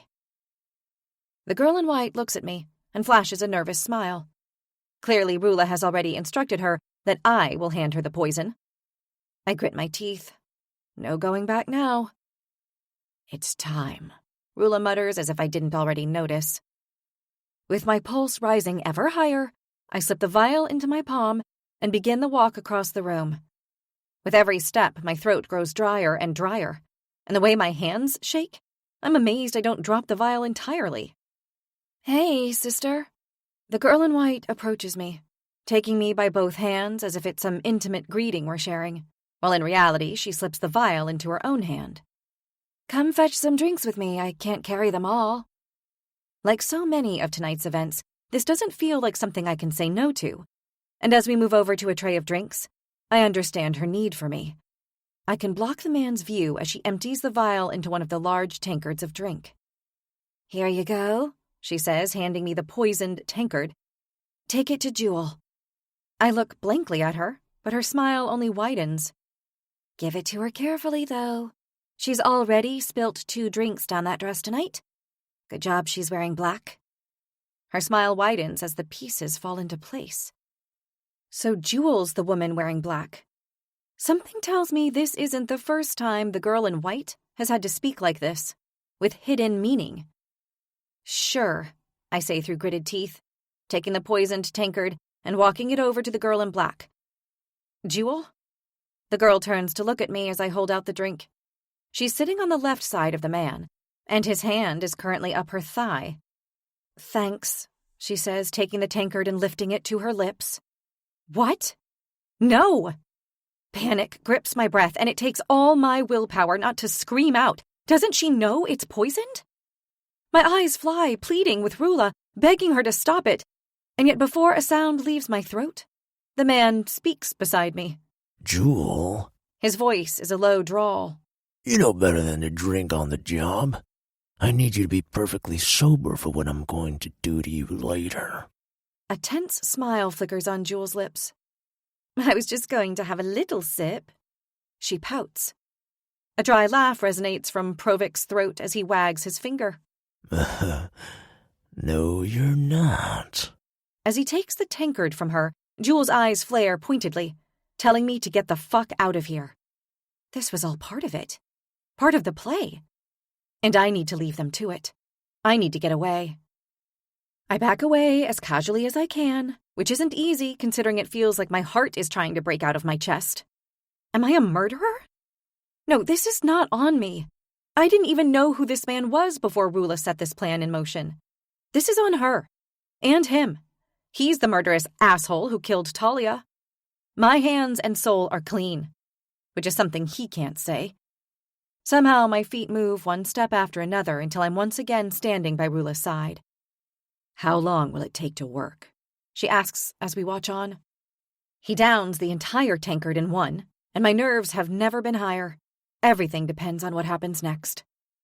A few minutes, I tell her, not sure how true my answer is, and yet the words have barely left my lips when one of the girls is on her feet. Freddie? Freddie! What is it? Freddie, sit up! As more women join in the shouting, Rula turns to me with an air of calmness radiating from her. You can go now, she tells me. You're done for tonight. The relief is nothing compared to the nausea I feel. The churning disgust ripples through me. A man is dying only feet away because of my actions. This is not on you. This is on him, Rula says, her eyes hard as flint, not an ounce of remorse in her voice. An eye for an eye. He should have been blinded a decade ago. I try to nod, try to accept what she's saying. After all, if she hadn't used me, she would have found another way. But it still doesn't erase the qualmishness that threatens to cause me to empty my stomach where I stand. Unable to stay here a moment longer, I turn to move, only to recall the entire purpose of this ordeal. Kay, I ask, her job, that was the deal. With a grunt, Rula turns back to look at me. Bring her to me tomorrow morning at 7. Make sure she's not late. I won't get her another job if she fucks this up. She won't, I promise. Not a chance. Chapter 11. My mind is a mess as I head back into the slums. I should be pleased, happy that Kay might finally have security, food, a chance at a future. I am, but the cost. What of the cost? The death of a rapist. The very presence of the man made my skin crawl, and I don't doubt he deserved what was coming to him. But judgment should be left to the gods. But then again, maybe they forced Rula's hand with this one. After all, if they truly cared, so many things that happened would have been very different. The king would surely have seen through his son's lies, and we would still be safe in the Highhold. Trying to push my actions behind me, I have just reached the market square when a figure steps out of the shadows. I can't deal with some drunkard's bullshit, I think, as I keep my pace steady, only to realize it's not just some drunkard. It's the worst of them. Heard you were out late doing a special job for Rula. Makes sense. You are a special little flower, aren't you? You and that sister of yours. My body turns rigid as Teller reaches me. Immediately, his hand trails upward to my hair, but I twist away. It's been a long night, Tella, I tell him, hoping he'll get the hint. but he doesn't. Instead, he goes for my hair again. This time, I bat him away more forcefully. Why did you do that? He hisses, grabbing me by the wrist. I only want to be friends with you. We'd be great friends, you and me. Don't you think, Lady Cultivaris? His breath reeks of alcohol, and I grimace against the smell and proximity of his body. It's enough to make my skin crawl. I've got to get away from him, and I know there are only two ways of doing it. The way that descends into violence, with at least one of us getting hurt, or the more subtle way, where I manage to get home without escalating the matter. As I try to decide which to pursue, something glints at his waistband. The hilt of a knife. That puts paid to my initial plan of a sharp knee straight to his groin. Even if I were to get the blade off him, there's nothing to say he hasn't got another. Something about Tella makes me believe he's the type of man to carry more than one weapon, and he probably enjoys using them far more than any sane person should, too. I need to get back home. I try to keep my voice even. Rula's coming back to mine. She'd hate to hear how you delayed me. Is that right? He tilts his head to the side and presses his nose against my neck, drawing in a long inhale. Bile rises up the back of my throat. Why don't I walk back with you? I could keep you warm. My pulse hitches higher as I know he won't take kindly to rejection, but there's no way this ends with me accepting his offer. As I try to keep my breathing steady, my eyes fall again on the knife. It wouldn't matter if he's got another, not if I was quick enough. One strike, center of his chest. He won't be coming after me if I manage that. I'm on to big things, Flower. His words are slurred against my ear. Rula doesn't know yet, but I'm on to big things. And when it happens, when I do it, there'll be those who are on my side and those who are against me. Which do you want to be, Flower? With me or against me? His eyes meet mine, but rather than giving me room to even think, he draws his thumb clumsily along my bottom lip. As the bitter taste of dirt and drink swarms my senses, my rational thinking takes a back seat. I want to be as far away from you as possible. I spit. In one spin, I reach out and grab the hilt of the knife. After all, if I can't fight off one slum thug, I'll stand no chance if a Redderheld is actually called. My fingers curl around the metal as I slip it out of his waistband. But before I can get it fully free, his elbow slams into me. The knife clatters to the ground. Why did you have to do that, Flower? He yells. Why did you have to ruin it? I'm bent over double, struggling to breathe as he reaches down and grabs a fistful of my hair and yanks me upwards. You think you're too good for me, Lady Cultivaris. Is that it? You think you're too good for me, but you're fine with fucking that hot water bottle? Fuck you! He moves to kick me, but I swing out of the way, using his own momentum to make him topple forward. The lack of balance is all I need to pull myself free from his grasp. As I do so, I spot the knife on the ground beneath him. Can I get it? My pulse pounds against my ribs, slowing my thoughts when I so desperately need them to be sharp. He's drunk. Maybe I could beat him without needing to stab him. But maybe not. And something tells me he wouldn't hesitate to reach for the blade if he sees it. With adrenaline rushing in my ears, I reach down between us, but I'm not fast enough. His fist collides with my ribcage. A crack resonates through my side, causing a gasp to fly from my lungs. Tears stream from my eyes as I fall to the ground. There, on all fours, he kicks me again, landing the blow in exactly the same place. The force is enough to lift me off the ground and cause me to drop down again. He spits at me. You, Rula, Jack, you all think you're better than me. No. I try to cough out my response, but my lungs are struggling to draw in a breath. You picked the wrong side, Flower. Too bad. But maybe your sister will pick right when I go and pay her a visit next. The thought of this vile creature's hands anywhere near Kay is enough for me to find a fresh surge of strength, and the knife is still there on the ground. Pain sears across my torso as I stretch out. It's no longer a case of not wanting to do it. Either I kill him or he kills me, and whatever future I secured for Kay with Rula no longer applies. I draw in a breath, trying to ignore the blinding agony that such a simple action causes, as I reach again for the knife there on the dank ground. It's so close, a hair's breadth away from my fingertips. All I need is to move a tiny bit more. But the pain of moving my arm is enough to make my body scream, and the coppery tang of blood fills my mouth. Another kick is all it's going to take for me to black out entirely, and I can't let that happen. I can't. I need to move. Move away from him. Protect myself. Protect Kay. I can't let him get to Kay. I lift my head and see him lifting his foot, ready to strike me again, and I grit my teeth, bracing for more pain. Tella? Rula's voice cuts through the quiet. Tella, what do you think you're doing?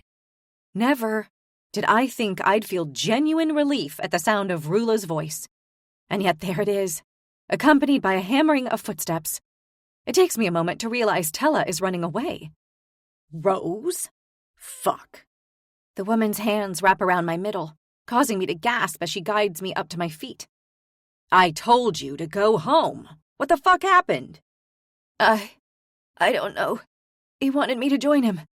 Said I was on his side or against him. Against him? My head is swimming. Tella has gone. That's good, isn't it? It's gotta be, only... Kay! My voice cracks, causing a sharp pain to radiate all the way down my throat. If he goes for her, she won't stand a chance. I need to get to Kay. I'll get you back to your sister, but I need you to tell me what Tella just said to you. Rula insists. I shake my head, trying to move away from her, but my body's not working properly. The cracked ribs make even lifting my legs nothing short of agony. Rose, Rula presses again. What did he say to you? I shake my head. I need to get to Kay, but I can't do it on my own. And if Rula decides she's going to finish what Tella started, I won't stand a chance. Not in this state. He wasn't making sense. He was drunk, saying he was going up against you, saying I had to choose sides. I don't know. I just wanted to get away from him. Get to Kay. I need to... Kay! Panic races through me, intensifying the pain that seems intent on consuming every part of my body. Okay, it's all right. For once, Rula's voice matches the maternal image she tries to project. You wait here. I'll get Jack to take you home. You're all right. You did well. You did well, girl. Cold seeps into my bones as I lie prone on the ground. I don't know how long I'm left waiting there, shivering against the freezing temperatures and the pain that emanates from every part of my body, but at some point, I become vaguely aware of hands lifting me, holding me. I'm being led as I half walk and am half dragged through the alleys. Whether it's the cold or the pain, or the sheer exhaustion of the day, I don't know, but my eyes are struggling to stay open. Only when a familiar voice breaks through into my consciousness do I finally gain some agency. Rosie? I'm not sure if his voice is just in my head until he speaks again. Rosie, what the fuck? Reuben? I stumble forward, dropping myself directly into his arms, into his warmth. What the hell happened? Don't ask me. Jack's voice has a tremble of fear. Rula just told me to get her back here. Kay? I look up at Reuben. You need to get to Kay. You need to protect. Kay's fine. He tells me. She went to bed a couple of hours ago. I've been out here since. You've been... I don't even have the energy to finish my sentence, let alone thank him. Still, the way his eyes gleam down at me, he knows what I'm thinking. It's fine. I don't feel the cold, remember? Let's get you inside. Get you cleaned up. He moves toward the makeshift scrap of metal that makes up our door. Before he can open it, I reach out and grab him. The action is enough to cause me to release a silent scream of pain. No. I bite back the searing pain that pulses through my chest. Kate can't see me like this. I need her. What do I need? I need to be with her, to protect her from Tella, but also to protect her from seeing what life out here is really like. And that means not seeing me like this. Jack, wait here. Reuben's voice doesn't leave any room for negotiation. If anyone comes within 50 feet of that door, you call for backup. You got it? Jack bites down on his lip. Unlike Reuben, he doesn't have the advantage of staying warm out here. and given the grousing he gave about waiting for me in the freezing cold earlier, I expect him to object. But clearly Ruben's tone makes him think better. You know the neighbors, right? Ruben scoops me up in his arms, already making a beeline for their door. Yeah, but... No buts on this one, Rosie. Either they see you like this, or Kay does. Got it? Tears of pain trickle down my cheeks as he raps his knuckles on Coram's door. Remember, He says, turning back to Jack as the door swings open. 50 feet. A second later, he's carrying me inside and laying me down on Evelina and Coram's makeshift wooden bed, as they gasp in concern at the state of me. Chapter 12. I don't know how many ribs you've broken, but I'd guess at least 4, maybe more. Ruben says as he maneuvers my hand so that I'm holding the ice against my side. One thing about living in this temperature is that there's always plenty of ice on hand for when wounds need to be tended. I'm just not used to them being mine. We've been in here for close to 20 minutes now, of which I spent the first 15 apologizing to Evelina and Coram for disturbing them. Although, now that Ruben is using some of their cloth to clean up the blood on my face, I feel like I should apologize again. So you want to tell me what you were doing to get beaten like this? It's not the first time Ruben's asked, but it's the first time I felt like I can actually form an answer.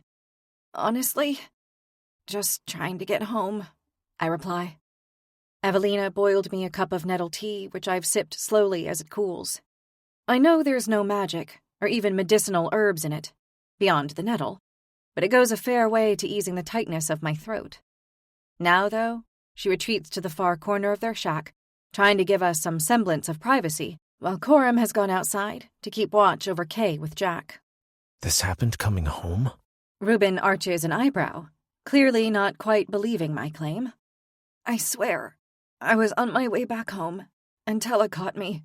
Tella? Ruben's jaw locks. You said it wasn't that bad. You told me you could handle him. I thought I could, I reply, aware of the fury flashing in Ruben's eyes. In a moment of lapsed concentration, he pushes the fabric a little too hard against my skin, causing me to flinch. He winces in turn like he's the one in pain. Sorry. When he eventually talks again, his voice is lowered to a whisper. You should have come to me. I thought I could deal with it myself. Besides, we're just friends, remember? Exactly. He spits back through gritted teeth. I look after my friends. I don't let things like this happen to them. Any of them. Now you're starting to sound like Rula, I reply, huffing out a laugh, only to instantly regret the throbbing it causes across my sternum. So Rula had something to do with this? He asks, reaching out to stroke my bottom lip. The tenderness with which he touches me contrasts sharply with the manner in which Tella undertook the same action. If Rula hadn't turned up when she did? No, this had nothing to do with Rula, I tell Ruben truthfully. But I think she'll deal with him. You think? I can't cope with the interrogation now. What I need is sleep. It'll only be a few hours before I need to get up and take Kay to Rula, and there's no chance I can risk being late for that. Not after everything I did to make it happen. Nervous about what I'll find, I tentatively pull the ice away from my ribs and look down. It's not pretty. The bruises are already blossoming purple and spreading down to my stomach, which means I'm going to have to be pretty deft when I get dressed or wash myself for the next few weeks, or Kay is going to see the injuries. I need to search through my stores, see what I've got that'll help ease the bruising. How does my face look? I ask Ruben. Other than startlingly beautiful? He says. I let out a groan at his cheesiness, though the smile he gives me warms me far more than I expected. You've got a split lip, and you're going to have a bruise here. He gently brushes his finger across my forehead. But other than that, you're good. I think your knees are pretty banged up, though. I mean, I'd be willing to go again like this afternoon, but you might want to wait a little. A genuine laugh leaves my lungs, only to instantly turn into a coughing fit, which makes my ribcage burn in pain. When I finally catch my breath, I lift my gaze back to meet Ruben's. I guess I'll just have to tell Kay you and I had more fun than expected, I joke, flashing him a grin in the hope he'll reciprocate. But he doesn't. Rose, you need to stay safe. Whatever you were doing tonight was a one-time thing. I cut across him, placing my hand on his. And I wasn't lying. This didn't happen because of that. It was just me in the wrong place at the wrong time. With guys like Tella, you don't get a right place or time, He mutters, and I can't help but feel he's right. I lift my hand to his cheek and tilt his head upwards so that his eyes meet mine again. Thank you. Really, I say, for this, and for keeping an eye on Kay. You really are the best friend I've got out here. Right, He says softly. friend. Ignoring the poorly hidden longing in his tone, I push myself onto my feet. I should get back, I say before glancing over at Evelina. I really am so sorry about all this, I tell her again. If you need any tonics for anything, just let me know. Don't worry, Rose. I'm sure you'd do the same for us, she replies. But if you can tell my husband to get back in here before he freezes to death, I'd appreciate it. Of course, I promise. Outside, both Jack and Coram are pacing up and down the alley. As much as I'd like to think it's because they're looking out for Tella, I'm aware that it's also the best way to make sure they don't freeze to death. Thank you so much. Now head home, I tell them both. It's fine, I can keep an eye on Kay now. Neither of them put up any form of objection, but Coram's the only one who bids me good night, though it should probably be good morning by now. I've no idea what the time is. As they both head their respective ways, Reuben moves closer to me. Let me stay here tonight. He says, Sleep on the floor, just so I can make sure you and Kay are all right. You don't need to do that, I tell him. I can barricade us from the inside. Tella won't be able to get at us once I'm in there. Promise. Rather than replying, Reuben bites down on the inside of his cheek before reaching out and taking my hand. Please, Rosie. I would feel better knowing I was here with you. And how would I explain that to Kay? You asleep on our floor. He shrugs slightly, and then lets out a sigh. I don't know. Just maybe tell her you liked my company even more than you expected. Another laugh leaves my lungs, but it stops almost as quickly as it started. It would complicate things, Reuben. I can't do complicated. I know, me neither. I just want to make sure you're safe. Don't worry, if he comes for me again, I'll be ready. And then, primarily because I need this conversation to be over, I momentarily ignore my broken ribs and reach up to kiss him on the cheek. As I clench against the pain, his hands are back on me. For a second, I think he's going to try again. Insist that it's best if he comes in, keeps me warm, and makes sure we're both okay. And even before he's spoken, I feel my resolve wavering, like I might just say yes if he does. After all, would one night of pretending really be that bad? But instead, he leans down and kisses me gently on top of the head. I'll see you in the morning, Rosie. He says, Make sure you lock up well. I will, I promise. I will. Inside our home, Kay's kept the fire burning. Her white hair is splayed out around her as she breathes softly in and out. I should take pride in how peacefully she sleeps. After all, if she knew the things I saw tonight, did tonight, I doubt she would ever sleep again. Rather than climbing into bed and risking oversleeping, I take a seat on the floor and replay the night over and over again. Dina's disappointment, Provik's death, Kay's safety. That's the one that matters. Kay's safety. I know it's secure for now, but things change. The only way she'll ever truly be safe is if I can get our magic back. But a redder held is the only way that can happen.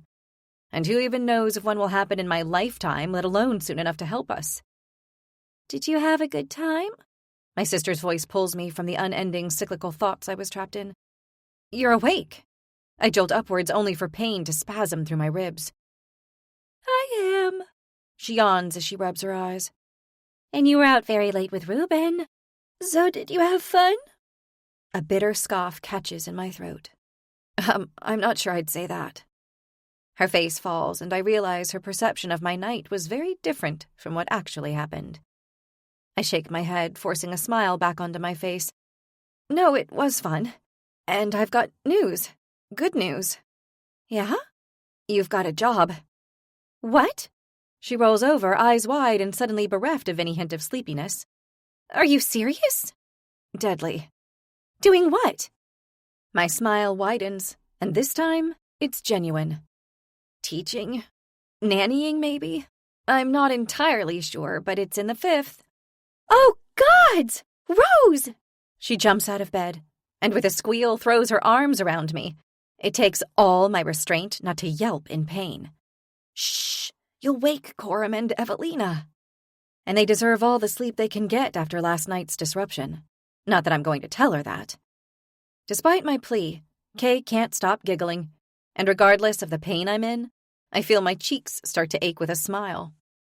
I have a job, she whispers in wonder, then repeats herself more loudly. I have a job! You do. Now get dressed so you're not late for your first day. I never realized how much of a painkiller hope is, although it probably also helps that I swallowed back 2 vials of white willow bark tonic before we left. Either way, I move well enough that Kay doesn't seem to notice that anything's wrong, though maybe she's just distracted. By the time we reach the market, she's practically skipping. It wasn't something I realized people here could even do. Teaching? I can't believe it! Oh, I can't wait to meet all the children! She spins around and looks at me, grinning from ear to ear. Now where did you say we need to go? To Rula, I tell her. She'll take you to the house. Her stall's just up. I stop, unable to finish my sentence as I frown. The way to Rula's stall hasn't changed, but getting there is the issue as an entire blockade of people is barricading the way through. What is it? Kay asks. What's going on? Just a body, someone casually answers in front of us. Just a body? That's what life's like here. Death's so commonplace. Come on, I say, taking Kay's hand and squeezing tightly.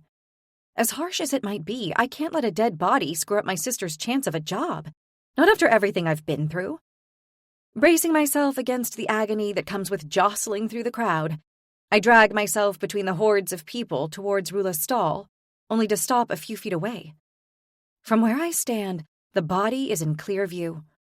Only it's not just a body I'm looking down on. It's the face of someone I knew. Tella, I murmur aloud in disbelief. Don't look, Kay. Oh, gods, poor Tella, Kay squeals, turning her head away, but I can't draw my eyes from the single dagger that protrudes from his chest. The chest that last night, I longed to put a blade through myself. And I would have, had I only got the chance. As I stand there in silence, a numbness taking hold, Rula sidles up beside me. Always a shame, loss of life. But I'd say he had it coming. Wouldn't you? Rula's voice is a low drawl. I don't respond. I already know she's capable of murder. But is she trying to tell me she did this? Do I want to know if she did? Here, Rula says, tossing me 2 apples. A promise is a promise, after all. I tuck the apples into my pockets. Thanks, I mumble. I spot another figure on the other side of the body. Numbly, I walk over to him. It's slum life, Reuben says flatly. Far less deserving people than him have suffered far worse fates. He's right. Of course he is. Death is more common than a good meal in the slums. As I stand there, a haggard frame stumbles into the crowd, knocking several people into Tella's dead body. Reuben pulls me back, but as several hands reach out and grab the old man's arms, he lifts his head and his eyes meet mine. It's coming. He slurs. It's coming, my lady. Goosebumps rise on the back of my neck. I don't need him to clarify what he's talking about. It's the same drunken spiel he gave before, about the Retterheld. Only this time, I don't scoff in response, because if there is a Retterheld coming, if there's even a slim chance of claiming a single wish from the goddess, one that would restore our powers and deliver vengeance upon the king and his son, then the gods know I will take it.